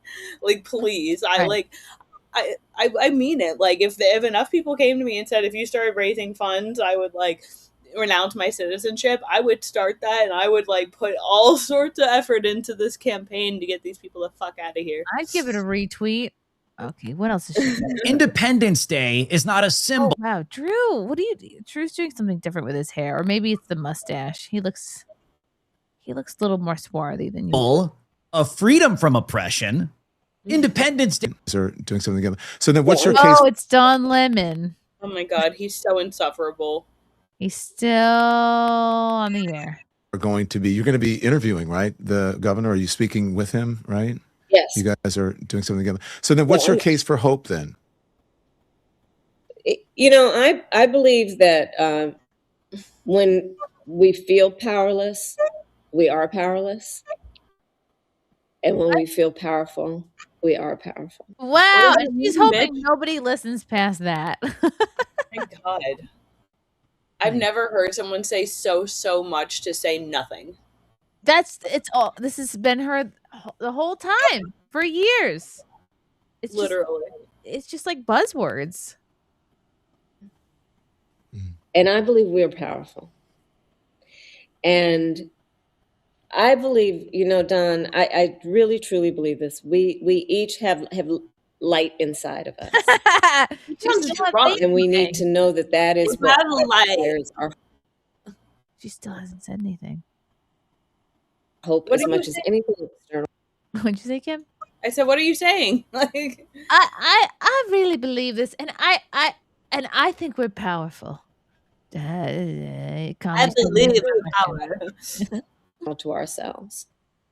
And when we feel that and not allow an election or an individual to dampen that light, and instead let that light kind of carry us, in particular through moments of darkness, that we not only act on that hope, but we inspire that hope in each other. Fuck are you saying? And in particular at this moment, it is so important that we not only have hope, but that we understand that that should be a verb, which means that hope has to go hand in hand. She's not saying anything. She's the best. She's the best in the biz at it. Oh my God. Whose face? Oh my God. What else is she to say? That hope combined with the action will result in us winning the midterms. That hope combined with action will allow us to celebrate Juneteenth in all of the traditions that involve good food and are you listening, Black people? And dance and laughter and family and community and hot sauce. And that we whip out a can of those Kool-Aid pineapples. This was her hot sauce moment. And that hope is consistent with a commitment to the fight. The fight for equality and for freedom and for justice. Yeah, I don't know what that. Yeah, I'm pretty sure like the fight is over, girl. Like you wouldn't have gotten. She is the poster girl for DEI. There's no way she would have gotten to be vice president. There's a reason they call her Heels Up Harris. Mm-hmm. Oy vey. Okay, this is. Oy vey indeed, Chrissy. I know. I'm becoming so Jewish in my old age. Experience every day.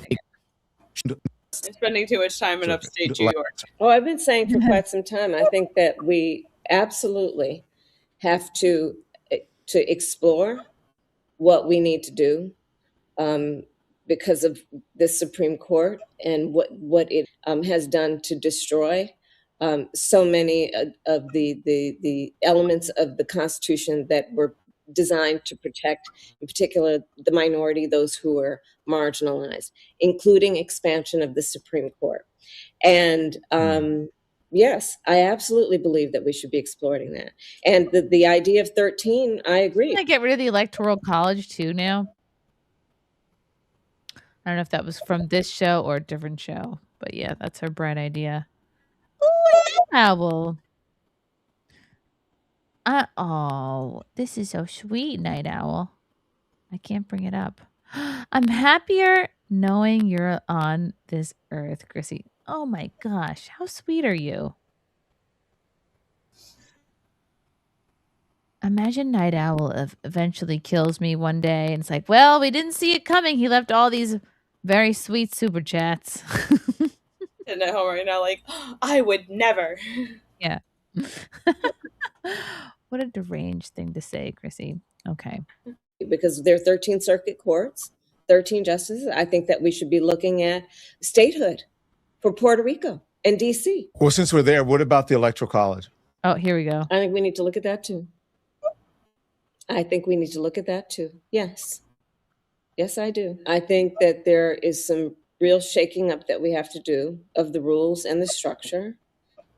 And is that get rid of shake it up? The Electoral College? I think that should be a discussion that we should have. I don't think we should eliminate that as a point of discussion for potential action. Wow, what a shocker. Wow. Wow. Just give me, I'll have my camera back on in a second. I'm just adjusting. Adjusting your boobs, I'm sure. We'll see, I was being more subtle, but okay, now a quick word from our sponsor. Wait a second. Let's pull it up.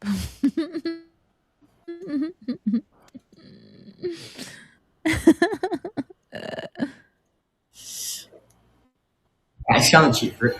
Can I see on cheat for it? Yeah. Really?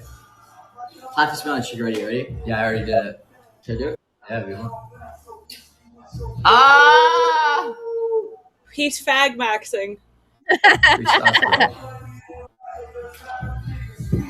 They look related, these two. Incest maxing. Yeah, I get it.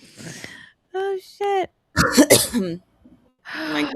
Oh my god. Like I said, everything I know about this man is involuntary. Can't stop.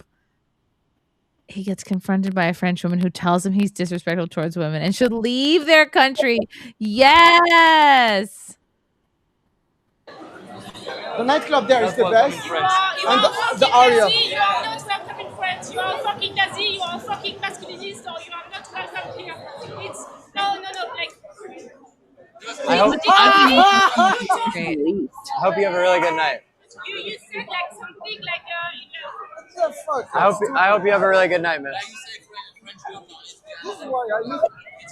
I hope you. You're not respectful about women and you like sing something Nazi Miss. and we are not Nazi there. So. Enjoy your night. Yeah, okay, bye. Go back in your country. Ooh. You don't want Nazi there, okay? Have a good night. Nice to meet you. Nice to meet you guys. Have a good night. Have a good night. Sometimes you just gotta have a little bit of more class than them.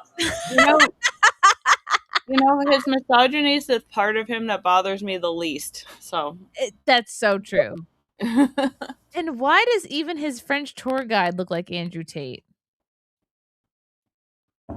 I'm sorry, what did you ask, Chrissy? I said even his French tour guide looks like Andrew Tate. You just gotta have a little bit of more class than them. How's it going, guys?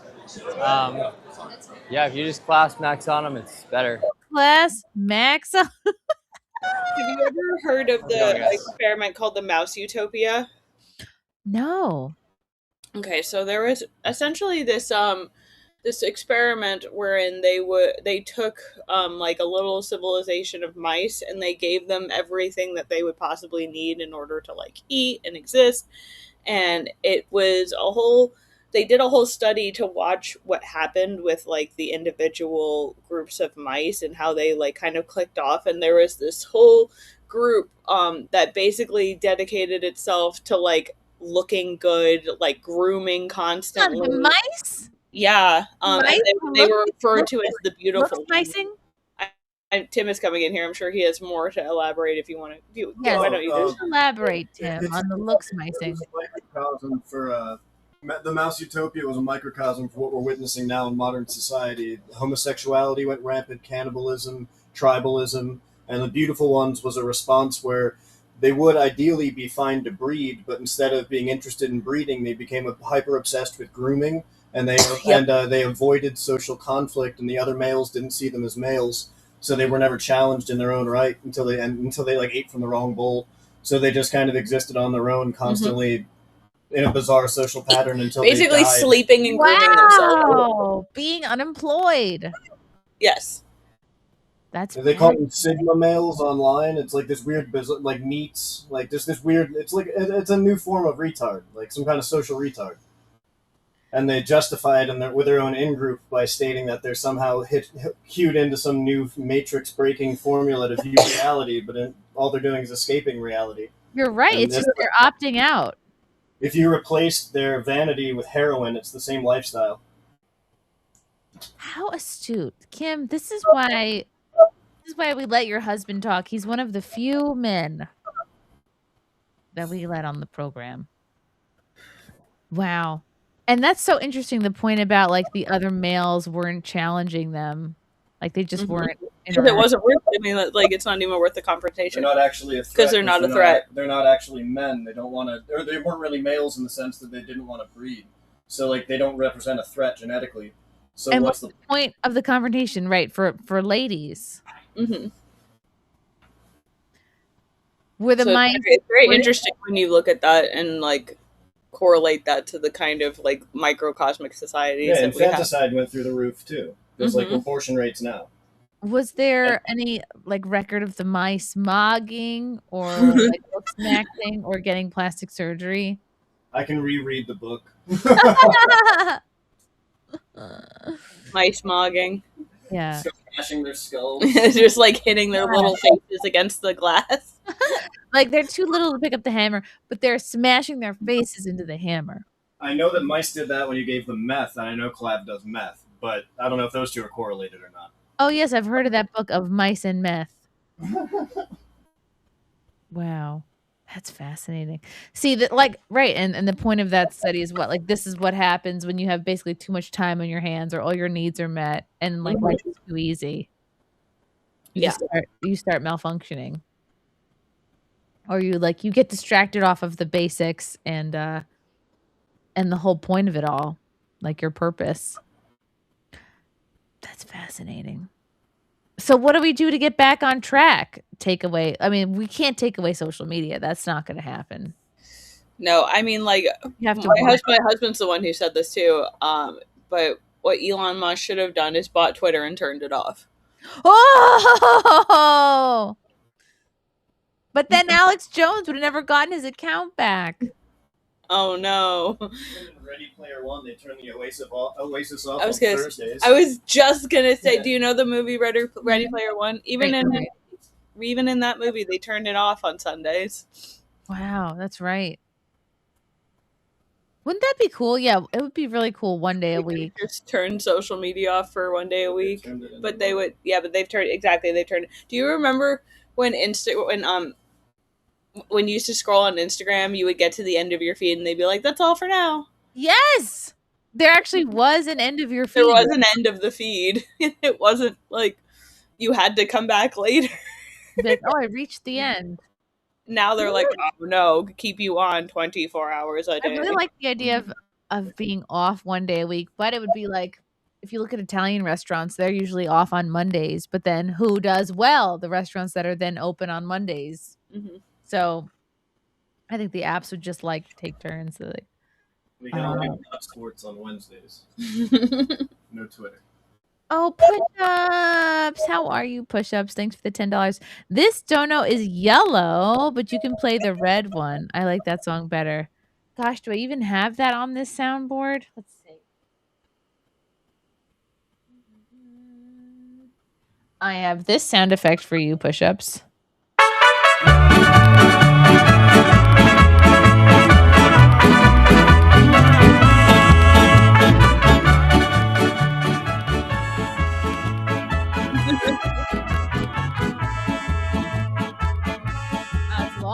Which is my triangle. It really goes on and on. Do I have my triangle? I don't have my triangle.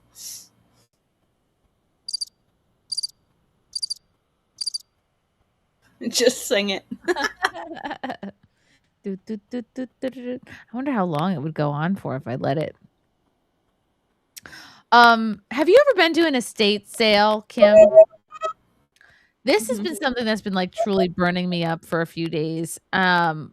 I'm just sort of like, now that I'm starting this new lifestyle of what do you call it? Not spending so much money. I'm trying to like go to thrift stores more, go to garage sales more.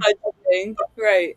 Just being smarter. And I've discovered this realm of sales called the estate sale, which, okay, some of it's just like a glorified garage sale. Some of it's like, but I noticed that there are companies who handle who like specific purpose is to like, okay, somebody dies and their kids are like, I don't want to deal with it. Like, let's just get one of these companies that'll handle it, and they'll have an estate sale.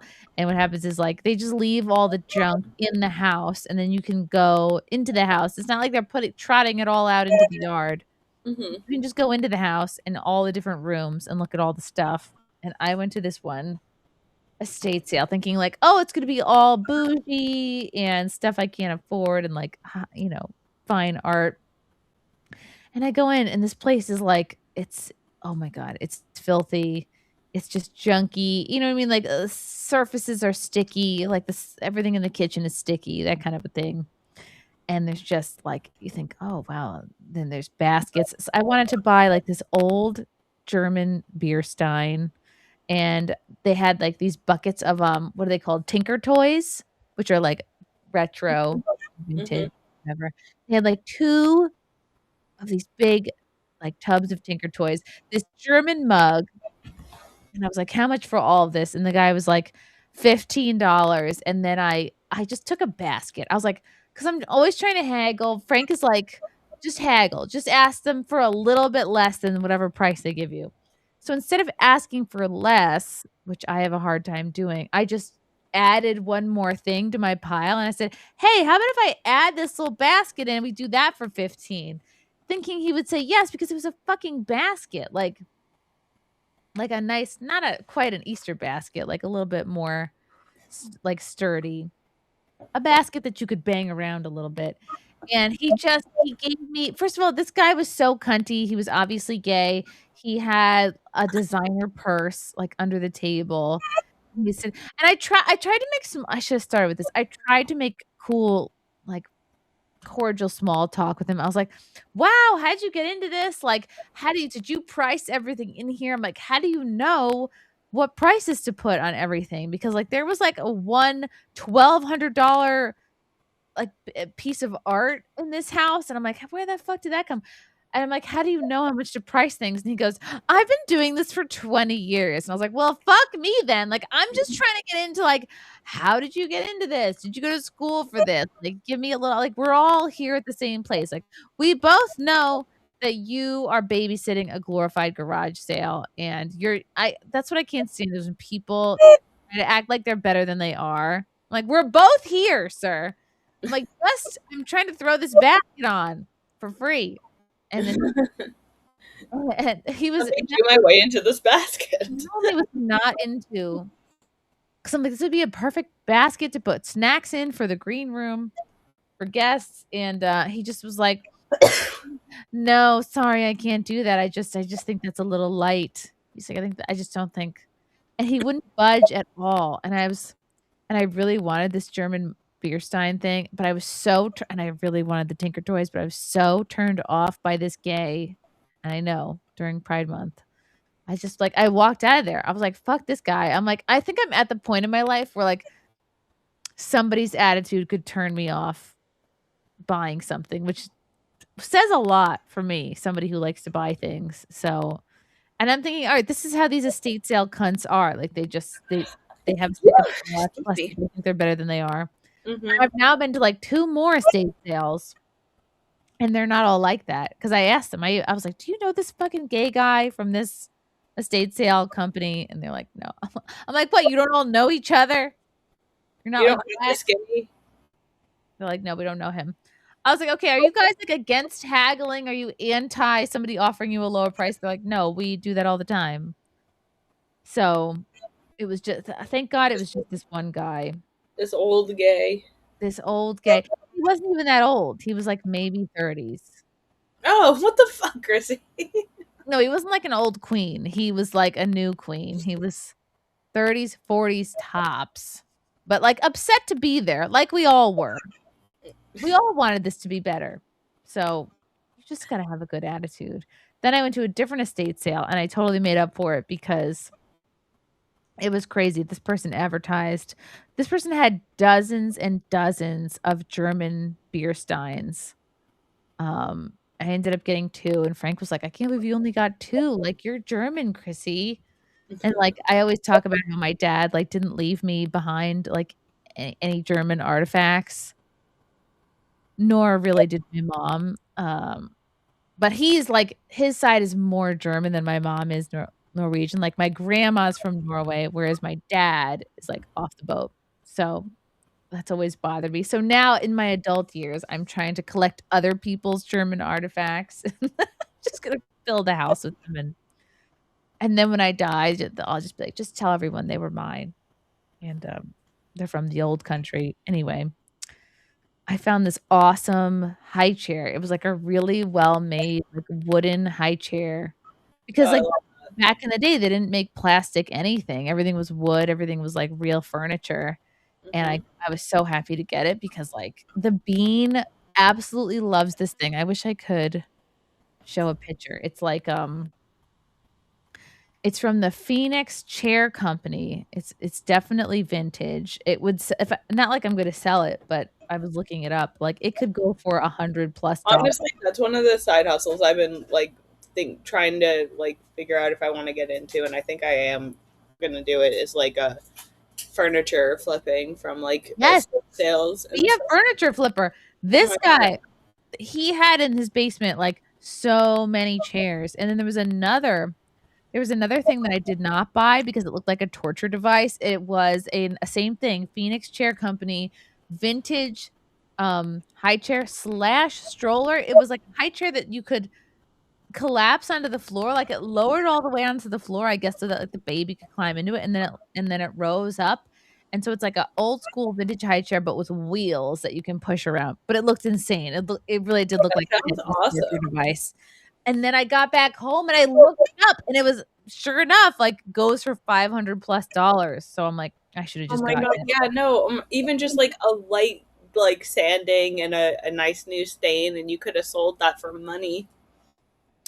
Yeah, there's an influencer I really like. Her YouTube channel is Shay What Now, and she just started furniture flipping, and like she gets the craziest fucking deals, and like I mean like she like I swear like her turnover is amazing, and she'll get something like a really nice end table or something, $20, $30. You mean like end table, like the N word, an end table? Yeah, an end table, an inward table.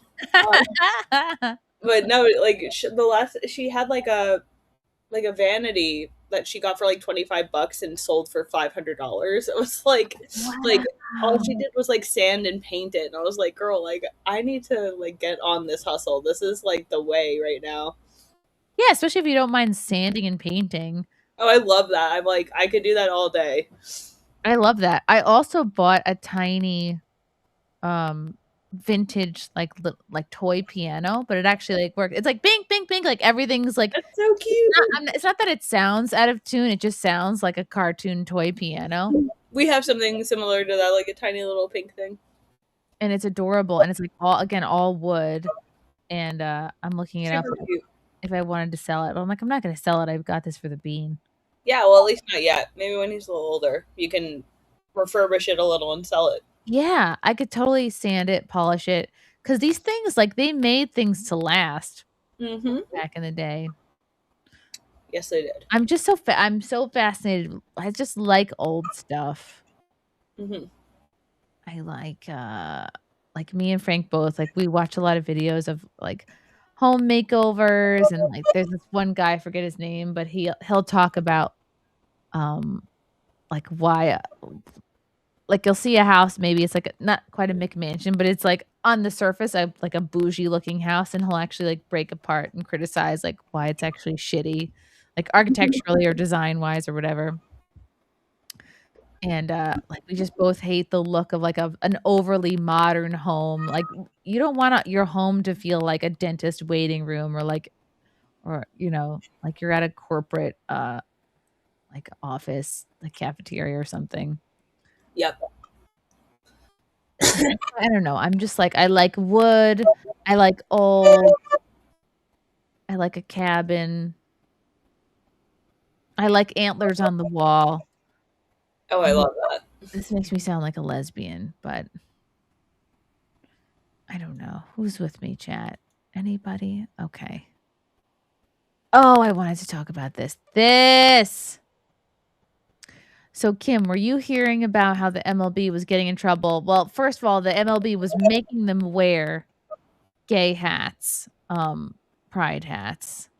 And so some of the players were writing just like scrolling little like Bible verses on their hats. So they would wear the pride hat, like the hat with like a pride logo, but then they would just write like a Bible verse next to it. And they were getting in trouble for that. And so there were a bunch of earthquakes recently I think they were earthquakes in Venezuela.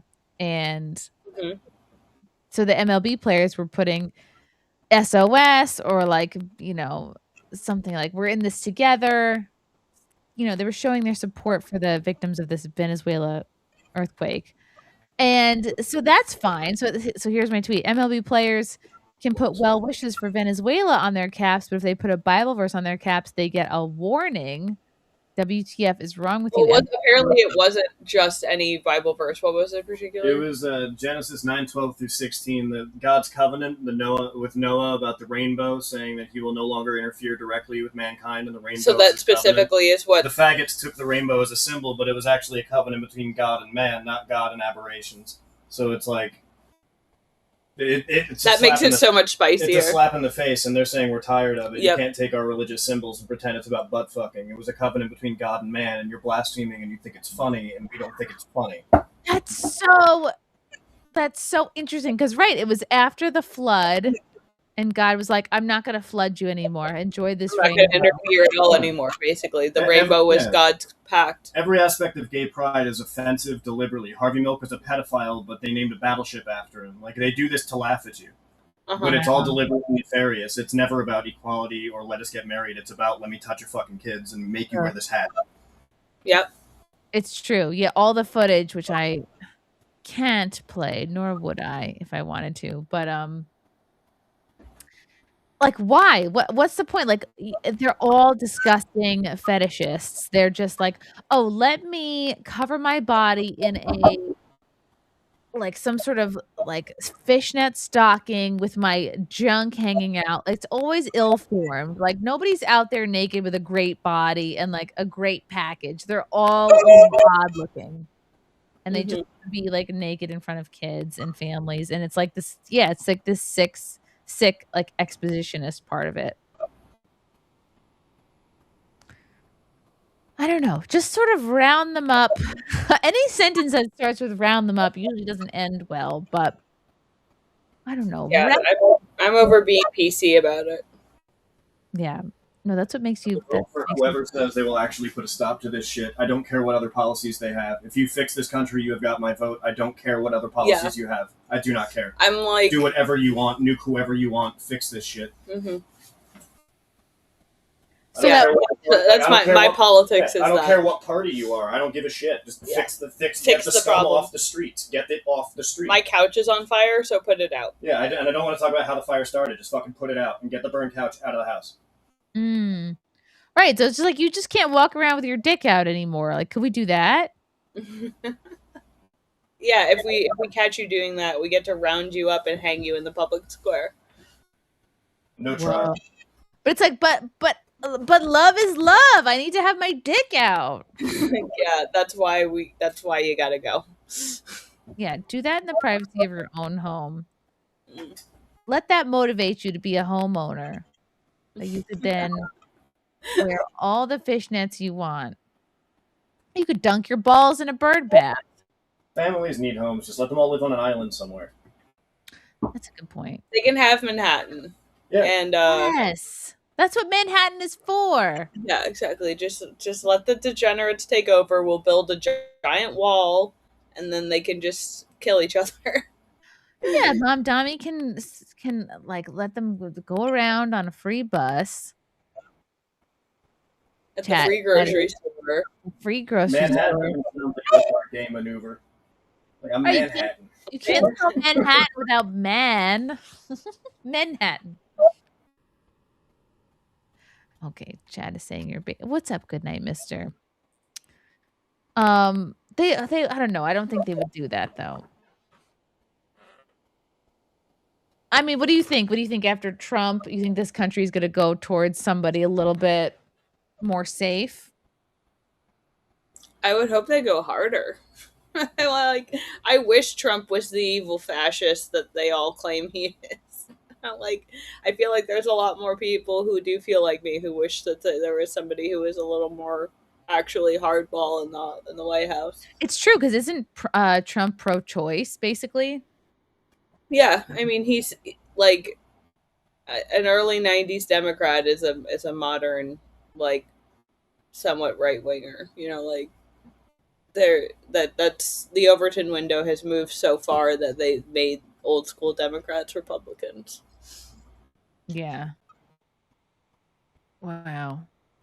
Oh, and just still the amount of, and it's like anybody running for office has to just pay lip service to the LGBT mob. Why? Why is this still a thing? I don't know why we're catering to people who we're never gonna get the vote of anyway. It's the same with when Trump is oh, we gotta get the black vote. Why? Do you? Do you? It's really not gonna sway things one way or another. Illinois Governor J.B. Pritzker and his wife joined this year's Chicago Pride Parade. Why? He's been showing up to Chicago Pride for decades and has long been a. But it's like I just feel like they're being held hostage. No games.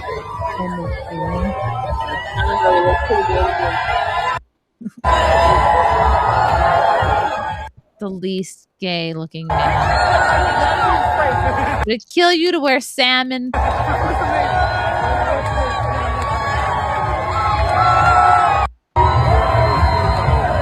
Yeah, and you see this too with Letitia James. They're like promoting her like, oh, this is the new gay icon. Why? They're trying to make her like Lady Gaga. Let me pull out this clip.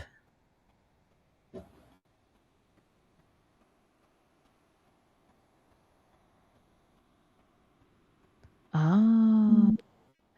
Letitia James blames Mom Donnie for blowing up the Democratic Party. Oh.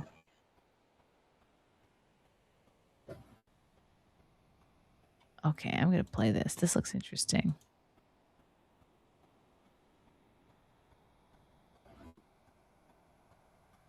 Oh.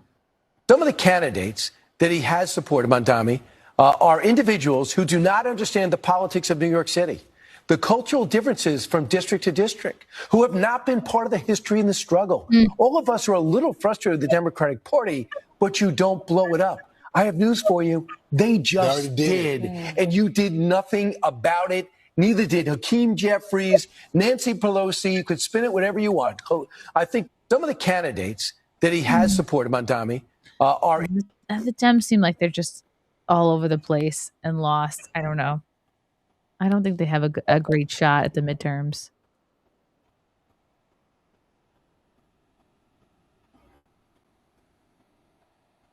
But they're probably just, I don't know. I feel like a lot of them are so afraid to be critical publicly. Da da da da. Oh, I read that. I read that push-ups. I left my contacts in the last 2 nights, so I'm like getting that thing where I blink and then my eyes don't really open again. Oh, that's terrible. It's what makes my life exciting is like I push my luck, like, oh, let's sleep with my contacts in another night. It's like See how far you can go before you go blind. Yeah. Oh wow. Oh wow. See, this is exactly what your husband was talking about.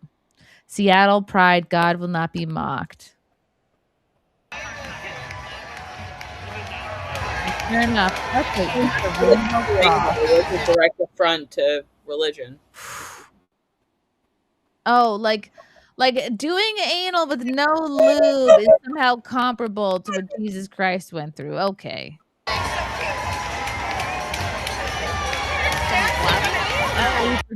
Again, like I forget where I was. We were driving around. It's like it was some kind of like Episcopal like trash church with like a rainbow flag in front of it. Like it's obviously never a Catholic church. And I'm like, is it like if your church is like if a couple of gay members is going to make or break your church, then aren't you in a bad position to begin with? But again, I don't think it's about that. I think it's about just appeasing this liberal demographic. Well, I mean, so it affected even like my local church. There was a United Methodist conference, and they tend to like vote on like universal issues. It's like international as well as local and like nationwide, or I should say. And it was, I want to say like a year ago, maybe 2 years ago, they voted in order to see if they were going to pass letting homosexual pastors and allowing homosexual marriages. And I don't know why that happened. I'm thumbs all the way down. But they eliminated certain votes in order to pass this for the like entirety of the Methodist Church. And my pastor was just like, I'm not doing that. Like, you're not going to force me to allow homosexuals in my church like that.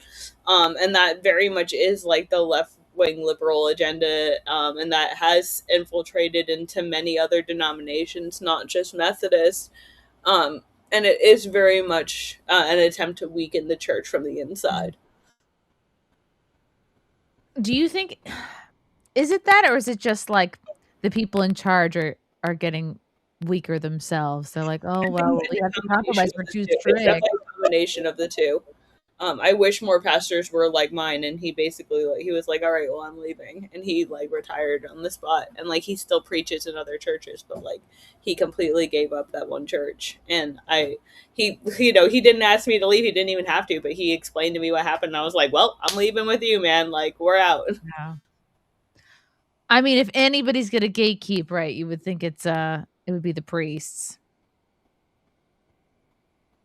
You would think like they'd be even a little bit more strict. I don't know, maybe make up for some bad PR Well, they elsewhere.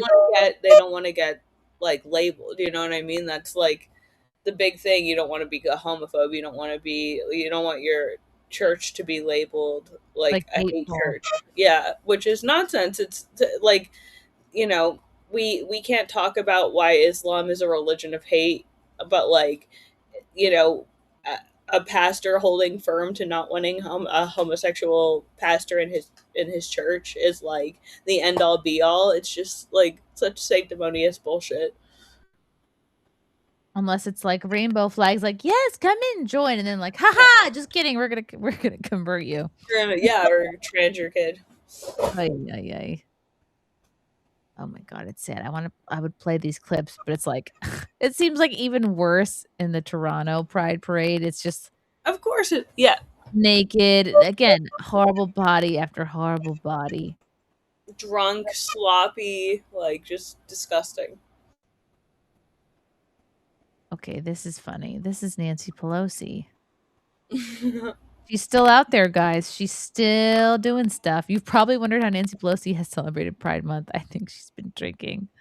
Would we have it any other way, though? Great pride in San Francisco and our LGBTQ community. Wow. And in this year of the anniversary of our founding of our country, the community has made America more American with its mobilization and its speaking out for its rights. We're estimating there's 1 million people in the city right now. How does it feel? It feels very exciting. My first one was 1987, so I'm kind of used to this glorious day. Speaker Mayr, happy Pride. Happy Pride. Great pride. Who's that poor bitch standing next to her? Like I'm just the drunk sitter. Happy Pride now. Make out. Like, prove it. So strange. So strange to say happy Pride to like another, like to a straight person. I don't know. I don't acknowledge Pride as a thing. Yeah. What about Juneteenth? But wait, but it's the day off. No, I'm good. I'll just, if I want the day off, I'll just take the damn day off. Fuck you. Juneteenth. Oh my gosh. Oh no. All right, I can't play that. There's so much of this Pride footage I can't play. It's just people sticking things up their rear end. What is even happening? It devolves into twerking in the streets. It's degeneracy, Kim. What are we gonna do? I'm an old Catholic biddy now. You guys should read about Nigeria in 1955. What about Nigeria in 1955? Oh, well, everyone complains that the problem in Nigeria is Islam. And if you just read about what Nigeria was like in 1955, and the children of those particular people are in our country now and coming over the border right now, it would make for a wonderful horror movie, but it would have to be rated X. Could be directed by you, Bowl. Yeah. It's horrific. I mean, the cultural aspects you see now are tribalistic and ingrained. They have nothing to do with American culture, which is descended from Europe.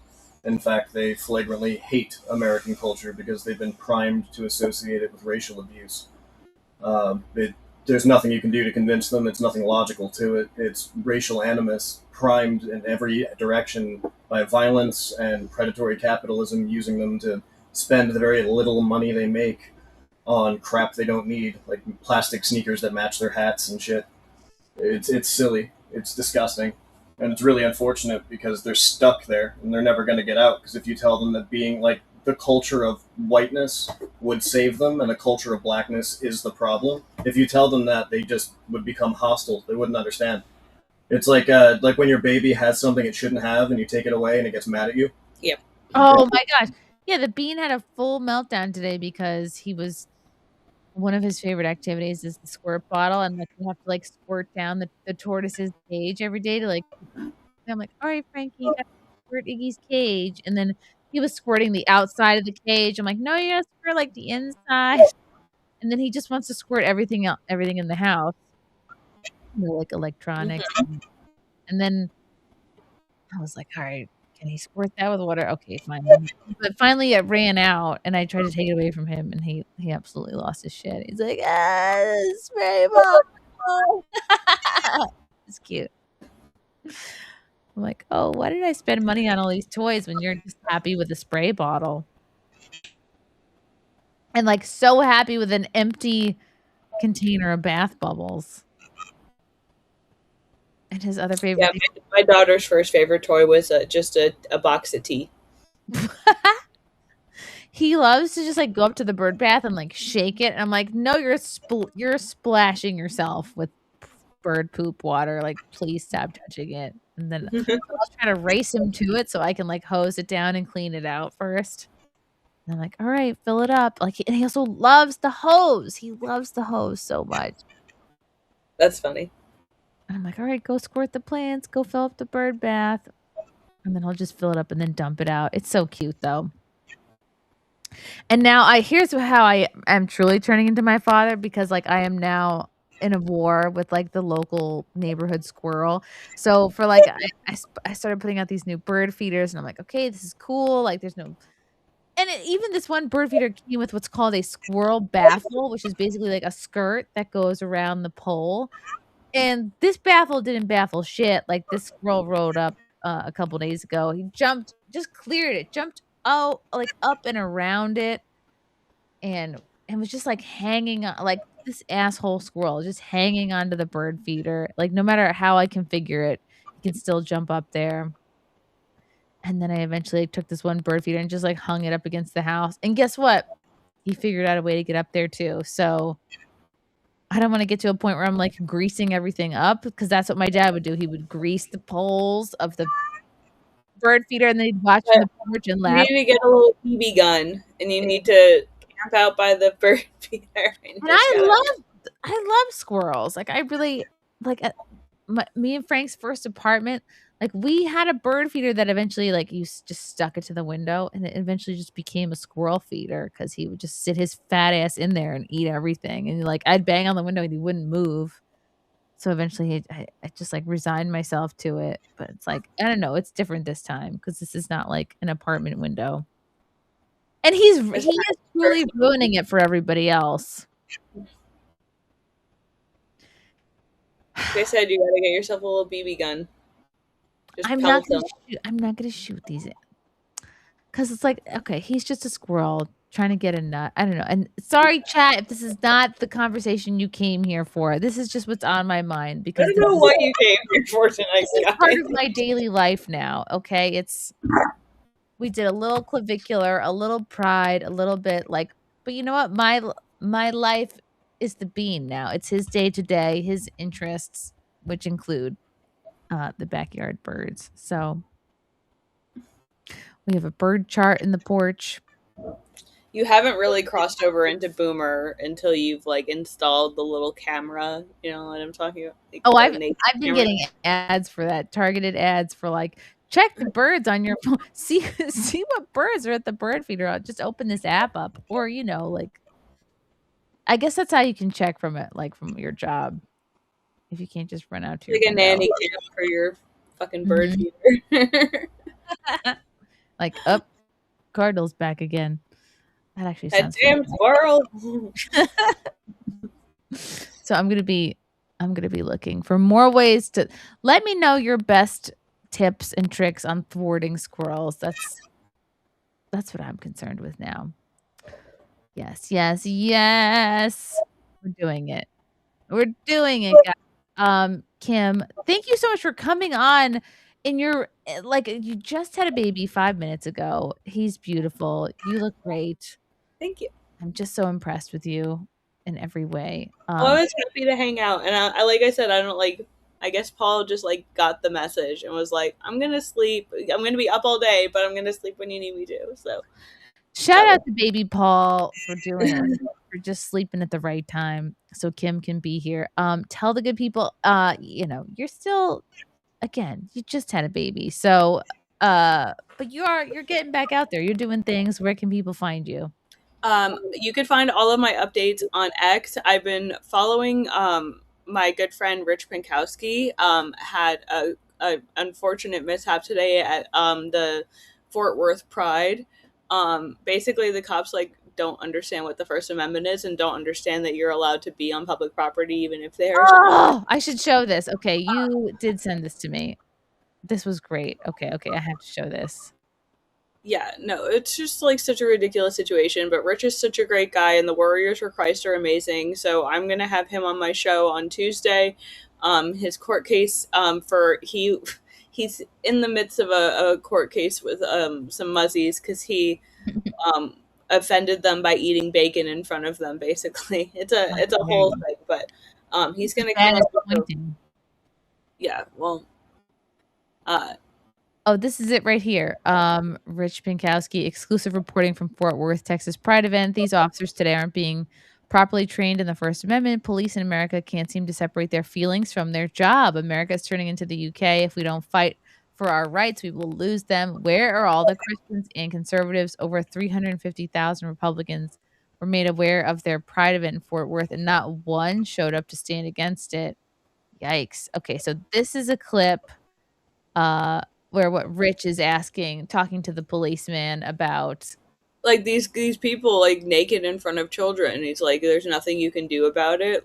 They're they were telling him oh, well, we can cite you for being offensive towards them. And he's like, well, that shit offends me. What are you going to do about it? And the cops are like, nothing. Okay, let me listen to this. But no, I want to ask, and I'm being dead serious. So if a biological male comes up to me who says he's a woman, I call him, I say, sir, he gets offended. Is that a citable offense? If I call a biological male a male, and he says I'm offended, I'm gonna whatever. Is that a citable offense if he's offended by that speech? Man, we're talking gray area right now. When I talked about it earlier, when it says that's a vague conversation, vague charge. I'm genuinely curious. I don't believe I would cite that. He's not even being vague. He's just talking about a hypothetical situation that could. There was another female cop who told him that they were getting charged for, they were going to get cited for disorderly conduct. And the guy was like, no, that's not disorderly conduct. There needs to be conduct in order for it to be disorderly. And she goes, well, the speech is the conduct. No, you're a dumb bitch. That's not what that means. For offensive language. Offensive language to me is calling somebody N-word, curse words. We don't curse, we're preachers. Sure, no, I agree. But it's more like you call somebody a male. I don't necessarily find that offensive unless they come up to you. Don't, but what if they do? That's what I'm saying. If they come up and say, hey, I'm offended by that, and you continue to do that, well, then that's just becoming offensive to them. Right? Here's the catch. So it's the, hey, warning, I'm feeling offended by that. Then we're moving into the potential. But so what if I'm offended by what they say? They come up telling me this and then the other, swearing at me, will they get cited?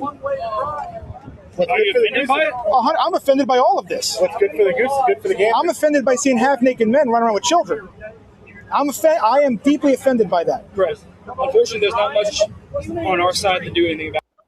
Unfortunately, there's not much we can do about that. Wow. So it's fuck you, actually. The degenerates are allowed to be offended, but not a preacher. The biggest frustration that I have with people on the right wing in this country and in the UK is they don't seem to realize the police are complicit in destroying your nation. In the UK, the police were participating in the rape gangs. They called them cop nights. And multiple victims brought it up, and police would actively rape these children. And then they would go to the parents and say, I don't know what you're talking about. Maybe she's a prostitute. There is no rape gang. So yeah, if you want to follow me, we're going to be talking a lot about this.